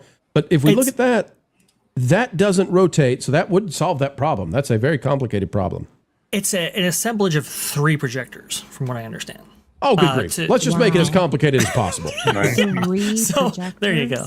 Well, I agree with you, Ash. I think this was a tech expo for the Abu Dhabi park. I think that's why they put it on Pirates. Yeah. They get this big press, all these people into it. That They makes thought sense. this was going to be like, oh man, look how cool this tech is, and they always underestimate. Like, I think many times, and I've talked about it before, Hollywood looks at a fervent fan base and gets really antagonistic about it. And so they're probably frustrated that the fans don't realize how cool this is, but they also don't understand, like Bob was saying, like if you put this on any other ride, well, not any other, but a less classic attraction, you could still display it and people really wouldn't care as much. It's just where you put it, how it breaks the story. And again, it's like, you're right. They just replaced the frozen animatronics with actual animatronics to get rid of this tech. And now we're seemingly going 180 back to it. And it might be better tech. I mean, I'm not saying it's not, but it's still, people have seen this before. But I think this was for Abu Dhabi. If I were to, sometimes what happens is you get very excited about some development you made, and you don't realize that pragmatically, it's still all about the story. And so the way the audience receives this, I mean, you can have however complicated the mechanics are to create it. The audience still sees a face that turns into a skull. And it still is about the cohesive presentation that's given to the folks on the ride. And that's ultimately what it comes down to is, how do I feel? What does my child see? What is the magic that's being made here? That's ultimately, because very simple things can sometimes do a similar function. And typically what you want to do is go with the most simple thing you possibly can that has also the most redundancy so that you don't have downtime or that unfortunate scrim that has to drop in. Well, thank you yes. so much for coming on, Pro. We know your time is precious. And would you like to tell the people out there where they can find you? Because I don't know if they can find you on this big, bright, beautiful web that we have. Yeah, so I can't stay long. I came out of one meeting. I've got to go to another, but I don't want to actually send people to my channel or anything. I just want to say congratulations on 10K Vash. I think you're doing an amazing job. Your trajectory is incredible. And so keep going, Vash. Keep going, keep going. And I hope everybody out there who has not yet clicked that button will be convinced to hit subscribe. Way to go, we didn't Vash. click it and sip it with Pro. I forgot to do that. Gosh darn. All right. Bye, Pro. Next Great to see time. you. Bye, everyone. Looking And good. huge, See you later, bro. huge congratulations, everybody, but especially that guy. Not you, Bob. Bob, you're a lovely guy. But Vash, way to go, Vash. Thank you, Pro. Very much appreciate that. Thank you. Pro was kind enough to step in. I know everybody's moving to, what is it, South Carolina, obviously, for Sega, I do believe. The Southern... Southeast Game Convention. Southeast Game Southeast Game. Convention. So a lot of people are in transit right now. So thank you to everybody who can make it in even for a brief period of time, whether it's in the chat or on the show. Awesome stuff right there. But no, I mean, it's like I don't think there's as many upside to this technology as Imagineering would have you believe. Now, Erica, I think you were going to say something real fast, and I do apologize. I want to go ahead and include you in the conversation. Please, go ahead. I know I had heard it was a front projection and was just kind of curious. I guess it was using like a motion sensor technology. So as the head moves, the projector moves with it. I just found that kind of interesting. They would go that route versus a projector installed in the head. But then I understand that that hasn't quite worked favorably either. And it's really interesting about it too, because Vixen, I think you were the first to bring it up. Even though the head actually changes, in order to showcase that, oh yeah, he's touched a coin, and obviously he's turned to a skeleton or whatever. The hand, nothing happens there. So it's like, in terms of a tech showcase, there are multiple problems from this, right? Yeah, the hand stays the same. I have a cute little story to tell about Walt in this ride. When they were building the ride and it was just dirt and they hadn't put the water in yet, he took Lillian, his wife, to see it. And he made sure that they put down wood planks so Lillian wouldn't get her shoes all dirty and muddy and everything. And I read a book that I had the story in it, and she said that she felt so cherished by that action that he did. I think it just tells a lot about Walt. And this ride is so beloved, and the skeleton character is so loved by so many people. For me, it just kind of is a shame that they did this. I wish they'd bring back the original. I know. It's just so tragic. How high do you think this moves up? Because obviously Damara was very involved in the Epic Games, collaboration and being part of that. Yes. This to me seems like something that came from high up that was said, we're going to showcase this. And there's a lot of rumors out there about Disney even investing even more, maybe buying Epic Games. This seems to me not something really organic that Imagineering was just like, hey, let's play with this tech. It seemed more or less, hey, here's this tech, use it because we want to, maybe it's for Abu Dhabi, maybe it's just to showcase it. This to me seems like how you would get this situation to happen, where it's kind of more or less forced upon Imagineering on some level, and then you force it into a ride that it doesn't make any sense, at least in my mind. Right. So this is a really interesting question, right? Because apparently there was a war going on in Imagineering whether or not they should do this or not do this. So obviously there were people very conflicted about this. I would think this is Bruce Vaughn for sure. I don't know if it's necessarily going up to Josh, but Bruce Vaughn, absolutely big part of this. There's no question about that. And because it does have to deal with Epic Games, you would think that it would be at least on Josh's desk, at least in some degree right there. Or maybe he was the ultimate decision maker and said, you know what, Imagineers, I get you, I got you, but we got shareholders to showcase. So there you go, Epic Games. If we get their little showcase there. It could very well be that, I'm not quite sure, but certainly this went up, because if Imagineers are having problems with it internally, somebody had to be the deciding force on this, and management got their way. Long Rua, though, he's coming on in here, getting his way with 50,000 Vietnamese dong. Thank you so much for that. The Kingdom Hearts panel at D23 reminds me, had Tom Sawyer being replaced with Destiny Island, people would have been more willing to give it a chance. That's an interesting point right there. Yeah, there could have been so many different things that they could have done to preserve Rivers of America. I would have hoped that they would have at least gone forward to showcase those ideas. But, you know, it wasn't just about maintaining Rivers of America. It was about maintaining the Liberty Bell and the river itself and all of this kind of stuff. And it's like, you know what? ROI, not ROA. ROI, we can get more by just filling it with attractions. And that's what they're going to do. Long Rua coming in here with another 50,000 Vietnamese dong. We must keep moving forward. Idea has never sat right with me. Tokyo Pirates had barely changed since '83, and people considered it to be the best one. It's a fair point right there. Tokyo has not changed their attractions at all. Country Bridge Jamboree is still the same way it has been, and I think they still do the overlays, which is very interesting. They haven't changed Pirates of the Caribbean at all. Not going to change Splash. So, you know, I understand some of these things, they do kind of, you know, change a little bit as time goes on, but there's something about preservation. People wanting to like take their families back to experience it with their kids kind of thing, that is valuable as well. And you would hope that they would, you know, be a little bit more knowledgeable of that, especially when you look at that long list of attractions that we've lost recently. We have somebody coming on in here, and let me just see who that is. Oh, yes, the man of the hour, for sure.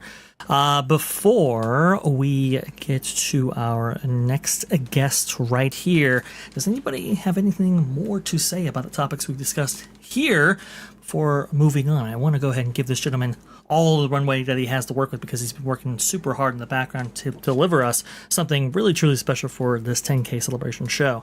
Anyone, please. The floor is yours. I will just say this. I think it is a very interesting dynamic of current Imagineering with the parks, and obviously with all these projects going on. These smaller things I've talked about before, these like the animation studio, a lot of Hollywood studios, some of these refurbs. I think part of the reason they're doing it is they're trying to rehab the image of Imagineering. So it's almost like you have a couple of wins. Like I would say for the most part, some of this stuff's gone over better than people expected. But then you have something like this, and it's like it just kind of drains some of the confidence, because then you start questioning, like, well, do you really understand? Like you were saying, the reason they're doing this stuff in the parks is they're looking to, quote, optimize the parks, which to them means monetizing the attractions. And the rivers was not monetizable, so they were like, hey, we're going to put stuff in there that does that. And so is it about giving you better experiences, or is it actually just about selling more lightning lanes? I think we probably know what the major, you know, motivation is on this stuff. And, you know, it kind of leaves you just a little bit like time is going to tell on this. But I think the mindset is very interesting within Imagineering right now. And do they understand? I think they understand they need to rehab the image, because I think this is why you're seeing so much effort put into stuff on Disney Plus and really showcasing Imagineering. And things like this, I think when you don't respect the classics, it doesn't give you a lot of hope that you're going to develop new classics. And I think that might be a you know, it might be a detail, it might be nitpicky, but I think it's important when you're looking at the parks and the history with them. And the Jeff Goldblum quote is great, because it's just like you stood on the shoulders of giants, and you know, we'll see how this stuff turns out, but I have a lot of questions around the current crop, and really, do they understand the history and really the responsibility that comes with the thing, that any changes they make. And I just don't think that they quite do, which may just be something that happens as time goes on too. The longer we get from Walt, the harder it is to maintain that connection and that same mindset, really. It's so true. There's no question about that. There's so many applicable quotes from Jurassic Park right there. That's why we have them on the channel. But hey, we'll go ahead and showcase a couple of the clips that we have right now that might be applicable in this situation. We can charge anything we want. This park was not built to cater only for the super rich. What, we'll have a coupon day or something. Time to be turning around. reducing costs is not necessarily one's favorite thing to do in running a company. It is a necessary thing to do often. Oh, I love that dear old Bob right there. That But guy got eaten by a dinosaur later in the movie. Yeah, just gonna point that's that out. true. That's true. The blood sucking lawyer. Can I But bring up one little point? Sorry. Oh, sure, go ahead, Bob. No, you're talking about Ron. Go ahead and with Ron. No. I please go ahead and we want to go ahead and highlight you, Bob. I know you shared. A link earlier. By the way, we went ahead and moved that in the chat. And Ron, do you have to go to step out for your presentation right there? Yeah, I gotta get things set up for the dish in a little bit. You got it. No problem at all. Please, what is going on in the dish? What can viewers expect before being redirected to your lovely stream? Well, we talk a lot about parks here. Today we're at the dish. We're talking a little bit more about movies, what's been going on at the box office, and how it's really not about superhero fatigue, because there are two movies out. Well, one movie out and one movie coming that kind of prove it's not about superhero fatigue at all. You've got Supergirl who failing miserably, while Spider-Man No Way Home, or not No Way Home, it's Spider-Man, what is it? Brand New Day. Pre-sales have outsold the entire box office for Supergirl. So we're going to take a look at that and what the heck's really going on and what people want. Absolutely. Fantastic stuff. Can't wait to see you, Ron. And thank you so much for coming on our 10K celebration. Hopefully this was congratulations. Right there. Well deserved. I can't wait until 2 weeks from now when we're doing your 20K celebration. So it's going to be awesome. It's going to be great. Great to see everybody. Look like Vixen and Vash and Tom and Jared and Erica and Bob and MJ and Shogi. And of course, Pro was here as well. So thank you, everybody. Great to see you, Ron. You as well.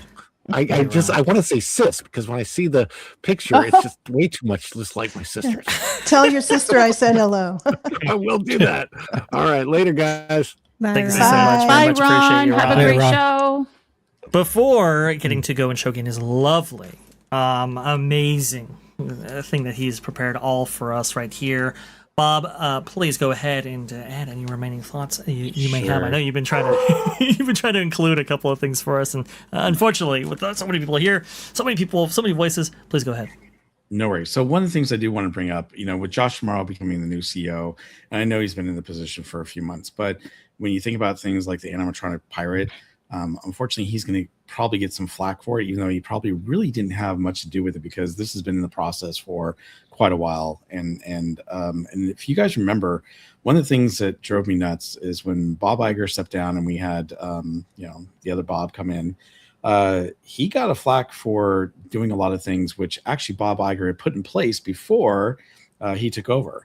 And so it was almost like they made, Bob the fall guy so that Bob Iger could come back and take over. And I kind of feel like there's a lot of things that Bob Iger has put in place or has done that we're going to be seeing over the next several months into the next year that Josh is going to get blamed for, that he had nothing to do with or had nothing to do. So it drives me nuts, because I think he's getting a little bit of flack now for some things, and he's trying to do his best. I think that, he's made some good changes so far.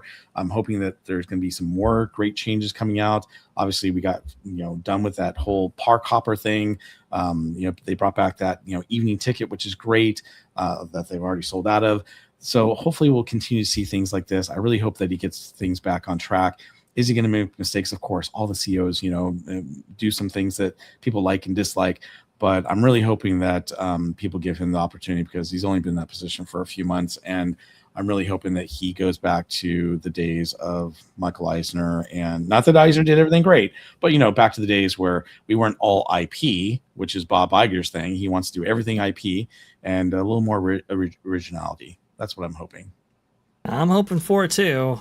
We'll see. The jury's still out on Josh Giamaro right there. And you're right, the film slate, right? It takes about 2 to 3 years before whatever the previous CEO worked on, before new content starts coming around. So it takes a little while. In fact, Bob Chapek never even got to see that come around, which is very interesting right there. But So Levy, I'm hoping Dana Walden and Josh Giamaro, they turn the ship around here, but I'm not entirely fully optimistic. But I am optimistic for somebody on the panel right here. Going Shogi right here. Fantastic. Hi, going happy Shogi. 10K. Hello. $10. Thank you Happening. so much, Shogi, for Shogi. that awesome stuff. Now, Shogi, you have something to show us when it comes to your amazing culinary skills right here. We're starting a program on VashSky Parkcast called Meal of the Month. And Meal of the Month is going to be every third Wednesday of every single month. That way we can feature a meal highlighted by you right here. I think this one actually has a lot to do with Pirates of the Caribbean. Very apropos, very fitting. Please go ahead, sir. What do you have for us? So I wanted to bring you guys, I thought for the first meal of the month, what would be more fitting than one of the most classic attractions. And so I wanted to bring you guys something inspired by Pirates of the Caribbean. A little bit of Caribbean flavor and a little bit of just some fun in the general narrative sense of what the ride is. Yes, and Pirates of the Caribbean to me is like one of my very, very favorite attractions. I love Pirates of the Caribbean so much; it is awesome, and that's why we were very displeased with some of the changes that they have made recently so. Right here. Yes. But you've got something I think that can lift our spirits here. Now, I think so. do you have images or video of what you prepared for us today?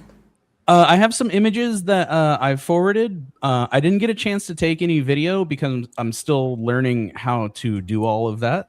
But I will progress and I will get better at that so that I can bring you higher quality and higher standards to a show of this.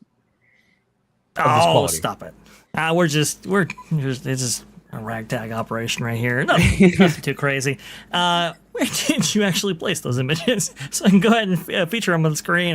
Maybe while I sent you in the back chat it's in your XDM to make it easier to bring one by one. Gotcha. And the list. Yeah, I did that actually earlier this morning, but you've been a very busy man. I've been a very busy boy right there, so I do apologize right there. Let's go ahead and start bringing these on. Forgive me in my tardiness here, and I do believe, do we have a guest back there? Okay, gotcha. All right, we are bringing these up right now, guys. I do apologize. Please go ahead, start breaking it down here for us, Going Shogi, of what we can actually see, what's on offer right here. I do believe... I'm bringing up the right photo here. I'll switch to it. You tell me whether or not this is correct. Is this that one correct, is that one is correct? Yeah, that's the one to start with. Yeah. Okay. Cool. Yeah. So I wanted to follow the narrative a little bit, even though this isn't Caribbean. This is Pirates of the Caribbean. So I wanted to start with a little bit of like the Blue Bayou. So this is Monte Cristo dippers. So these are your classic Monte Cristo, but I cut them into little fingers and bite-sized pieces with some fresh raspberry jam so that everybody can have a little bite, but you don't necessarily have to have the whole sandwich to get the flavor of the Blue Bayou. Dude, that's awesome. I think that's fantastic. Yeah, I thought that would be a good spot to kind of start the narrative of this little story. I'm already hungry. Cool. Thank you. Yeah. Round upon eat all of it though. I mean, I know you said one, but I'm just, I'm thinking, can you eat the whole thing and no judgments because it looks really good? Yeah. No judgments. We went to town on all these courses. My family was very happy with everything that I was presenting with them. This is fantastic. One of the problems with the Blue Bayou is, like, you're right? Like, you get, Monte Cristo sandwich, which they've made very much smaller in recent years. But it's, it's basically a fried sandwich cut in half. There's really no way to share that. I love this idea. I think that's great. Yeah, and even though, like, it is getting relatively smaller, it is still filling because it is still a fried turkey and ham sandwich. It is heavy. Yeah, it's very heavy. It's heavy. So getting a little taste. I love this idea. It looks delicious. Thank you very much. I think this is just the appetizer, right, Shogi? This is more of like a 5-course tasting that could be shared or not shared depending on one's appetite. But I wanted to present a different variety of courses inspired by this attraction as opposed to just one or two things. I wanted to try to bring a little bit of a story to it as well, kind of follow the ride along as well. I love this. I love this. This is fantastic. Now we have another item right here. I'm trying to see which one of these is the salad. It's the one with it should have mango on it. Is the second one. Mango. Okay. It kind of looks like a dessert to me, but I think this is. Oh no, that one's the last one. That's the last one. No, that's a dessert. Okay, that's what I thought. Start with dessert. That's what though. I It's thought okay. right there. I don't have a problem with that. You can never start too early. There is a little bit of a video that goes with this one too. No, is I had a there? little bit of Okay. help. All right. Got a little bit of help with that one. Okay. Now, oh, man, I don't know if I have this out in these resources right here. I think I have. This is what's on screen. This is the dessert. This is Barbosa's apple tartatan.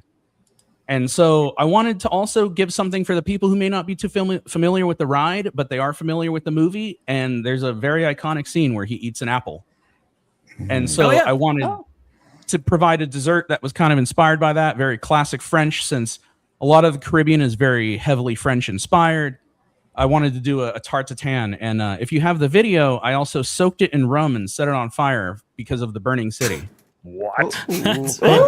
Wait. Me being a rum connoisseur, man? Yeah. No. Well, you can't have no rum. It's the Pirates of the Caribbean. Where's the rum? It's all in the apple tart. It's in the Pirates of the Caribbean. Okay, all right. I think I do have the video right here. Now my mouth is watering. Wow. Here, my sister helped me out. It's very I love little, it. but I think you can see a little bit of the flame there. Yeah. Bring on the Fire burning pyrotechnics. Yeah. Fantastic. Well, if you like to have your dessert before your meal, well, I think we're but this is a a fantastic order. very classic tartatan, a brown sugar caramel. I put some Granny Smith apples that I've cored and peeled in that, and I really reduced them down and cooked them so that their juices could really marinate with the butter and the caramel. And then you top it with some puff pastry, and then you brown it in the oven until it's golden. And so you get like a nice little sticky apple treat on the top and a little bit of crispy puff pastry at the bottom. And the classics are a classic for a reason. You gotta love them. Fantastic. I love this. This is outrageous. Fantastic stuff. Now we have the salad here. So right? this is one, it? yeah. So following the Blue Bayou, once you go down the drops, you end up looking at an island where there's a crab staring at a skeleton, as well as in the treasure room. So the crab salad is to represent the first island that you see, and the crab is essentially the first character that you see. And then the mango is to represent the gold and the treasure room. And then I also added a little bit of fresh radish for some crunch, and also to kind of provide the illusion of gems. I love this. This is fantastic. It's so thoughtful. There's so much story here. It's actually what Disney of Culinary Past used to do a little bit more than they do now. I think this is absolutely a dish should be a Blue Bayou. This is fantastic. And I tried to keep everything very simple. I was taught, like, don't try to overcomplicate it as best you can. So this is just some lump crab seasoned with some lime juice, some olive oil, and some chives. And then I seasoned the mango. We call it mango tartare because we diced it into tartare little cubes, and we seasoned that also with a little bit of olive oil and some salt and some pepper. And then, so you just get like a little bit of acid, a little bit of seafoody flavor, and then some crunch and the fresh from the radish. Fantastic. Nice. I love Beautiful. this. Beautiful This is presentation. Oh, thank you very much. Absolutely. Now, where do we want to go from here? Because we have a couple of things we can go to. We can go to the next course, or we can go to the drink that you have on offer right here. Please go ahead, sir. So either the drink or the one with the shrimp, either one of those works too. Let's get a little drink in here because you know what? What's a Pirates of the Caribbean meal without a little drink, right? Exactly. There you go. Please go ahead and talk about this. Whoa. This is my We Wants the Redhead. Exactly like Lou said, We Wants the Redhead. Fantastic. So this is watermelon and orange with a little bit of lime and a little splash of rum if you want. And then what ideally you want to do is take the cotton candy and mix it into your drink, and it's an interactive experience as well. Yeah. And it's fun because it's like walking the plank. It dissipates right away. So it's got all the little narratives in there. Oh, I love this. This is fantastic right here. Oh man, so good. You're killing me, Smalls. We definitely wants the redhead. There's no question about that. Oh, that's so good. Now we have, I believe, this is the next course. Is that right? Yes, so this one isn't per se themed to the ride, but more to the actual Caribbean. So what I did here was these are salt roasted shrimp. And so you get salt blazing hot in the hottest oven that you possibly can, and then you layer them with the shell on, and you cook them in the salt so that it seasons it and cooks it at the same time. And this is a play on shrimp and grits. So instead of normal grits, I made these out of yuca. Since yuca is such a very heavily Caribbean-inspired ingredient, I made the grits and I grated them down and I dried them out in the oven, and then I mixed them with cream and cheese and chicken stock and made them taste nice and salty and creamy. And then the cabbage next to it is actually a Caribbean dish called callaloo, which is actually very popular in the Caribbean. It's like a leafy green that you cook down in coconut milk. And so there's a little bit of like savory, and then the coconut gives you a little bit of sweet, and then you also got like the shrimp, which is salty, but then shrimp itself is also naturally sweet on its own. So I just wanted to provide a little bit of something that was more Caribbean than Pirates of the Caribbean as a course as well. I love how it's produce friendly now with, with the current issues going on with some I know. not Yeah, good food especially there. yeah. It's perfect. Just don't get your lettuce at Taco Bell and you'll be good. Exactly, right? Yeah. But I go to Taco Bell twice a day. Ah, You're going to be time to go on a diet because all this looks really good. I just want to eat everything now. Oh, thank you very much. Wait until you see the I'm glad that entree. you guys are impressed by it. I was sweating. I was stressing. No, this Great looks job. phenomenal. I love how thoughtful it is, and I love how you keep on like, okay, it's Pirates of the Caribbean thing. It's Pirates of the Caribbean thing. We really have to lean into that. I think you just did a phenomenal job. Now this entree, though, I've been staring at it this entire time. You gotta tell me about this because this looks amazing. No, you didn't. Chocolate. So this one is my don't be chicken. It's not chicken. It's oxtail. And chocolate. It looked like a dessert. It's a jerk braised oxtail with some peas and rice or beans and rice, which are also cooked in a little bit of coconut milk and some spices. And then to kind of balance that out and round it all out, I added a parsnip puree because I can't find an ingredient called apio, which is similar to a celery root. But what you can do is you can do a celery root and parsnip, which kind of similar, like they simulate the flavor of this ingredient. And so that's what I did here. So the oxtail is a play on don't be cheekin'. It's not a cheek. It's not chicken. It's an oxtail. And then I wanted to also bring that Caribbean-inspired ingredient via the beans and rice as well as the parsnip puree. I freaking love oxtail. Oh my gosh. There is a place in town that has oxtail. Now I'm up to see if they have it on the menu tonight. I hate you right now. my sister crushed this plate. She was like, "This is good. This is good." Fantastic. She's not like one to be like, "Ooh, oxtail." Like she tried it and she was like, "This was a good one." Oh, Another beautiful presentation. Oh, thank you.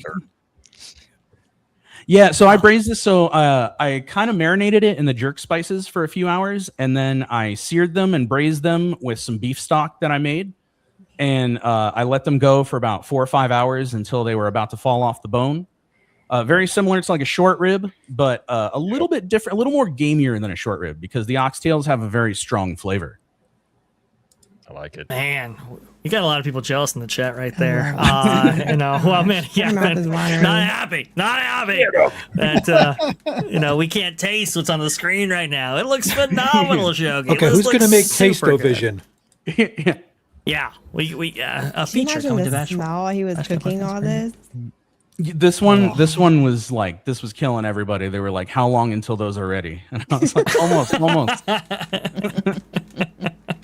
Oh, that's awesome! And of course, we have gone over the dessert as well, right there. You gotta have the apple tart. Gotta have a dessert. Gunchug, this was absolutely phenomenal. I did that, Erica. I was not expecting 5 courses, so this is pretty cool. Thank you very much. Thank you. Oh, I'm glad. I'm fantastic so stuff. glad that you guys like it. I was really trying to give you guys something special, not only because it's the premiere, but also because I do think that your channel deserves a big launch, especially on your 10,000 subscriber celebration. Oh, yes, absolutely it does. This video that you're actually playing right here is the clip that we're going to play for Yeah. a meal of the month. I would have added it before, but there are some... Streamer doesn't take any video that you give it. There's some formatting issues that we have to address right there, but that's okay. People can take advantage of the amazing visuals, sights, and sounds as offered by Go and Shogi here for Meal of the Month. This was phenomenal. Thank you so much. I know you put a lot of work into this, so really do appreciate this. You're Thank very you. welcome. And then also next month, stay tuned. We have another thing in the works for Meal of the Month, and it's another attraction that I think everybody is going to be very pleased with. It might be the one ride in the wilderness. And paying homage to Troy Gustafson will be next month because he is the inventor and the creator and the person that super chatted the McVash meal. So if it wasn't for Troy, He's going to have his yeah. own course. Yes. Troy So will we're be excited getting for something that. special for that as well. Yes. So shout out to that's Troy. So cool. That's so cool right there. Troy Gustafson. Getting in on this. That's called Oh, sampling. Cole You're like, likes to give me hear that that. extra lettuce with that, please. Are you sure? You're like, absolutely. You break it up between 5 people. Okay, Can I let's get see. an extra Let's see bag who of gets it. lettuce while you're at it? I just want to really just try my chances at this. It's Oh, a new weight loss phenomenal. diet. There you go. Oh man, this is Go and this is- Shogi. This was an awesome celebration feast. Oh, I thank you can very honestly much. say, Shogi, you did outstanding work, but I do not think I lose weight eating that food. Yeah, no. That's I don't. true. I definitely did not lose any weight testing this food. That's for sure. Absolutely. I will say well, this morning I made the apple tart and we poured the rum on top. And I looked at my sister and I was just like, "Are you ready to get stewed on apple tart at 7 in the morning?" It's a good breakfast, really. Yeah. Breakfast of champions. Where's the rum? There you go. Linda, if you're listening, Shogi says it's okay. I could have rum in the morning. That's Doctor's true. orders. That's what Doctor's Pirates order. did, and they got a whole ride named after him, so it can't be that bad. Can't be that bad. No. Bob, I- did you have to go? I wanted to make sure we feature you before you leave. Yeah, I do need to take off. Unfortunately, I got a busy day ahead of me. Okay. You We got your no link in the problem chat? at all. Yes. I believe we've got your link right here, and is this the page that's still good there, Bob? I want to go ahead and make sure we represent the right one. Yeah, so that's it right there. So I'm doing the chalk walk, everyone, and I'm going to try to hit a lofty goal by this Friday of hitting 10,000. We're already up to 5,646, but I'm doing what we're calling missions for miracles. It's going to be my stream tonight at Disneyland. It's going to be from this evening till closing, and I'm going to be doing another one on Friday during the 71st anniversary of Disneyland. And then I'm probably going to do a little bit more on Sunday, but we are going to do some really cool things tonight. I'm going to be doing some giveaways. We're going to be just trying to raise money for a great cause. And it's something my dad truly believed in. And unfortunately, he passed away back in March. That's him with the guitar and in that picture there. So on behalf of my dad, I'm trying to raise money for something he truly believed in and I truly believe in raising money for children and their families and for a great hospital that not only Walter Knott, but Walt Disney both put together. Children's Hospital of Orange County is something they actually created and still lives on today. So if you guys would help join me tonight, I'd really appreciate it on my live stream. It's going to be a lot of fun. Basically, if you donate $10, you put me on a mission for Smuggler's Run. And if you do any other donation and did I just click off it? Did I just click off it? Hold on 1 second. Let me bring it up here real quick. And I'll tell you what else we're doing, which is, I think, really, really cool. So we are doing, if anyone donates $25, that's going to put me on any attraction they choose. If they donate $50, they will get to choose the next mission. And I'll do a live dedication to them during the live stream. If they donate $100 tonight, their ride is top priority, and I go on that next. They also get a dedication from me, and it's a personal dedication, by the way. If anyone donates $250, they are a mission commander, and they get to choose two top priority rides and a dedication from me. And also they'll be given a post on Instagram and YouTube for doing their donation. And then if they donate $500 or more, they are a Miracle Match captain. I will match a $500 donation. If anyone else donates $500, I'll match another $100, so $600 of my own money. They also will get to choose the last ride of the night. And if more than one person donates, then I will do multiple, end of the night rides over several streams to complete those. And of course, they will also get a special recognition on Instagram and YouTube. And they will get a special Berry Place 28 package mailed to them. It's a gift from me to them for donating so much money. So we're going to try to see what we can do to raise some money for Missions of Miracles for the Children's Hospital of Orange County. So I hope you guys will come join me. Also, don't forget to check out me and Theme Park Casual in Corning, California. We have our own channel called the Park Streamers Hangout. This is our Park Streamers Chalk Walk team that we're raising money with, obviously. And then come check out Berry Place 28. We're memory using me. A lot of fun. Absolutely. Bob's going live later this evening right here. Definitely check him out. And now you know what you can actually receive if you actually donate to, I think, what is a worthy cause right there. Park Streamers Hangout as well available.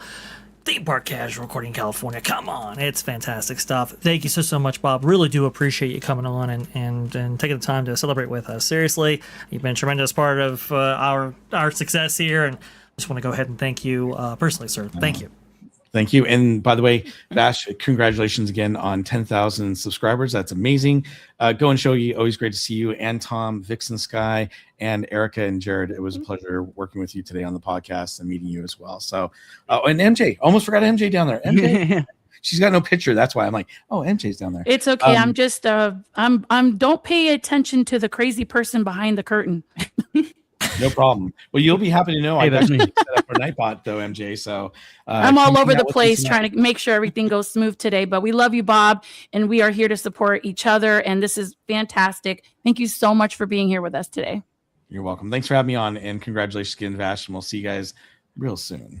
Bye-bye. It was a pleasure to see you, Bob. I love Bob.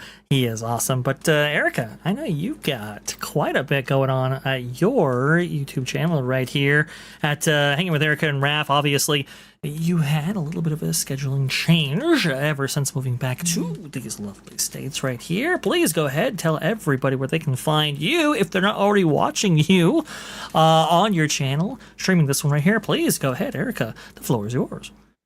So our channel is Hanging with Erica and Raph, which if you do not know who we are, that is myself and my husband. We started our channel in Germany. We've started with vlogging and now we've kind of migrated to just streaming once a week, Fridays at 5 p.m. Mountain Time. I still have to get used to that.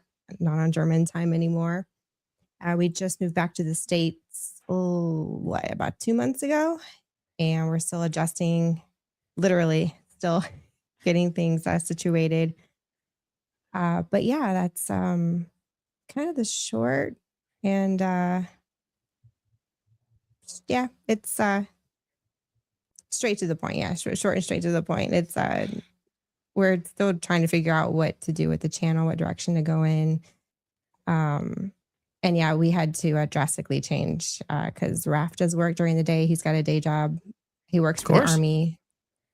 So we had to do a whole schedule change to Friday later in for us, it's 5 p.m. But for all of our folks in Eastern time, I know it's like 7 p.m.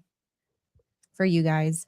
But we just sit around with friends. We call the stream Brewed Banter, and the idea behind it was you bring your brew, coffee, tea, beer, and we just talk about anything and everything under the sun. There's no specific niche. It's just hanging out with friends and having a good time. So we may or may not talk theme parks. I know we just had a 6-day road trip across Texas to pick up our cars, and we had some Griswold stories that came out of that. So if you haven't seen those streams and you want to hear the crazy faux pas of this family and the luck that we have when it comes to these things, check out our stream from last week and 2 weeks ago because it's like a part 1, part 2 series. I hate road trips. You're perfectly fine there.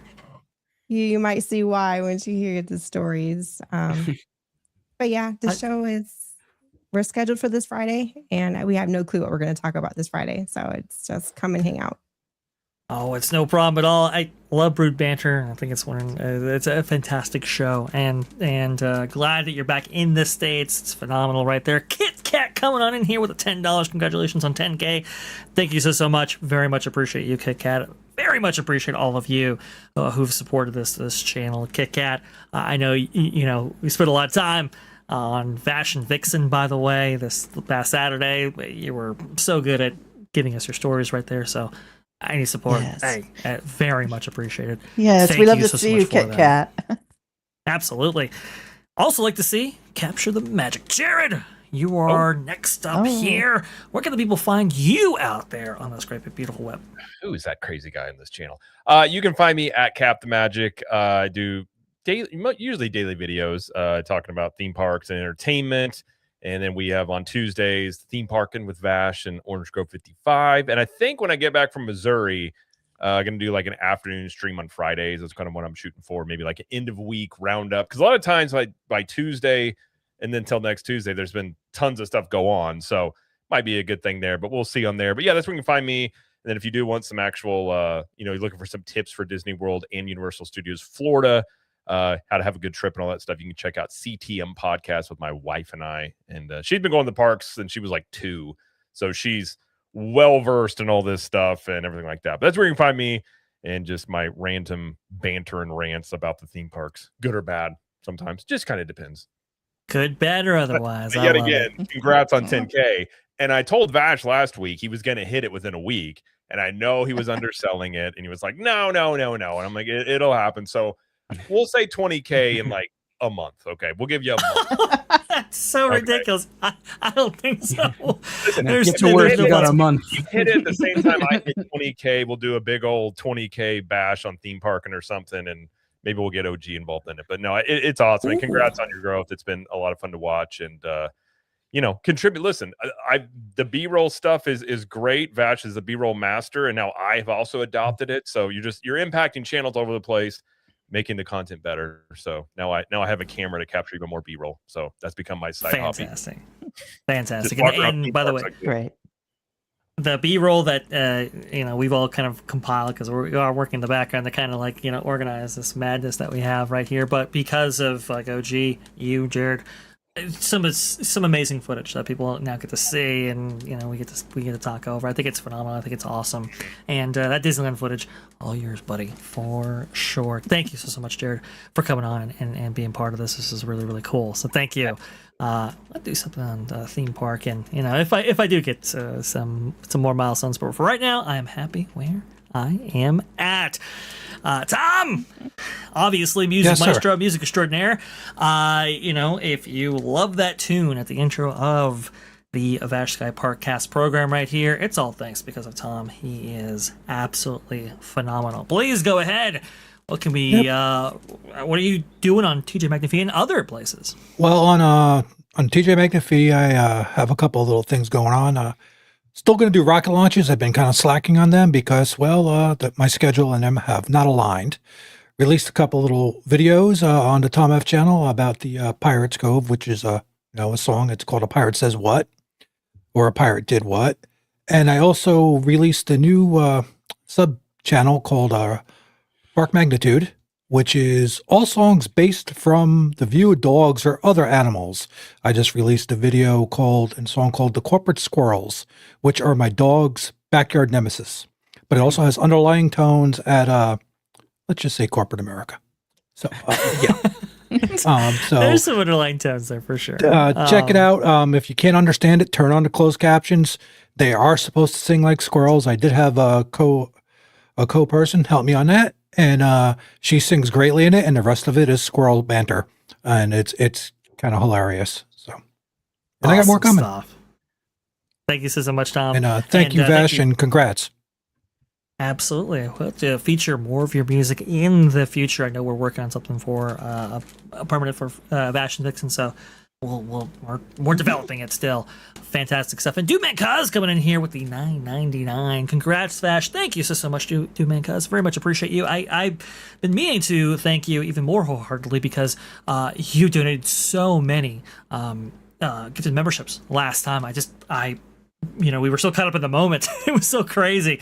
I want to make sure that you're a big part of our success right here. So thank you so much for supporting and for donating and doing everything that you're doing right here. Hey, the nice comments, lovely as well. Thank you so much, Duman Cuz, for all of that. Go Shogi.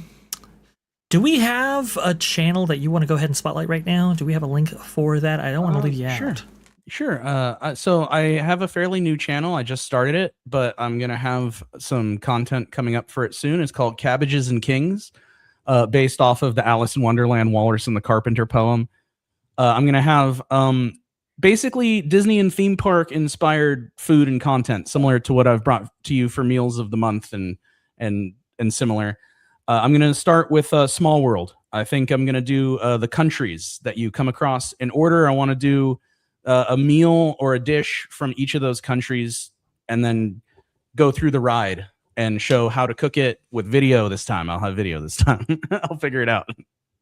That's cool. That's awesome. Oh man, I can't wait for that. Going Shogi, cooking up some amazing stuff right here. Definitely check out Cabbages and Kings. I love the channel name. I think it's phenomenal. Awesome stuff. And thank you so much for this Meal of the Month. It was really good. Thank you for giving me the opportunity to present it to you guys. Absolutely. No question about that, good sir. We have, I think, Juliet coming in here with the £2 sterling. Like, subscribe, share. I do agree with you. Definitely like and subscribe. And hey, if you can, become a member because we have some fantastic content with Vixen and I every single Saturday at 3 p.m. Eastern. Vash and Vixen.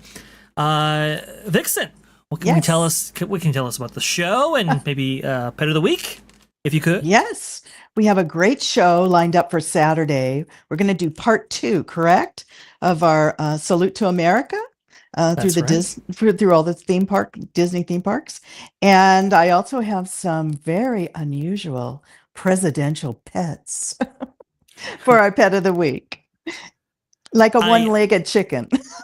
Oh no. It is really, really interesting. Did Lauren leave the room? Is Lauren still there? You just might have got him excited. It's all about presidential pets because, well, obviously it is for members right there. Usually you'd be able to see this, but of course this is members only content.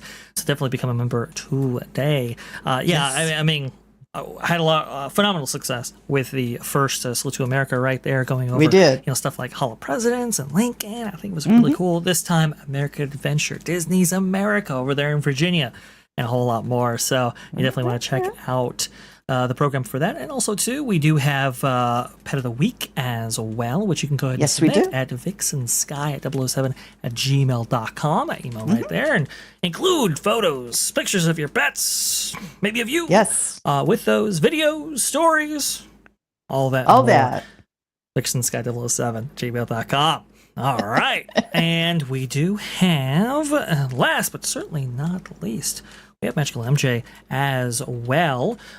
She is producer extraordinary. There's been a lot to produce here on this show, so she's been doing a really, really good job with that. Please go ahead, MJ. Where can people find you out there? I'm on X and Instagram. I also have a YouTube channel, and I've been trying to post on my community part of it to let everyone know where I'm going to be featured on as a guest. But I have some projects that I'm working on, and helping others chug along, and it's been great. Congratulations, Vash, on 10K. It's been a wonderful show. It has been indeed made possible only because of you guys, both on the panel and obviously to you watching right there. Phenomenal stuff. I do think we are going to do a show tomorrow. I was saying, maybe not. I do think we are because there are some news stories that I'd like to get to. So I do think we have a program's worth there. Obviously, we'll pick up D23 news and predictions on that show. So tomorrow at 6:30 p.m. Eastern is when you can expect that. Regular scheduled our programming. And also to Vash and Vixen, as you've heard now today. Yes. So, lastly, thank you, Shogi, Tom, Vixen, Erica, Jared, MJ, thank you so much for making this whole thing possible. Without you guys, I don't think I'd be anywhere half close to 10K. They love you. Everybody loves you. You made this possible. Thank you. And thank you to all of you for watching. All right. I think that just about concludes our show. So let's go ahead and get out of here and get on over to Ron's amazing channel right there. Starting a little bit late. Sorry about that. Had to overlap there, but big celebration. A lot of people recognize. Thank you. And remember, folks, the sky is the limit.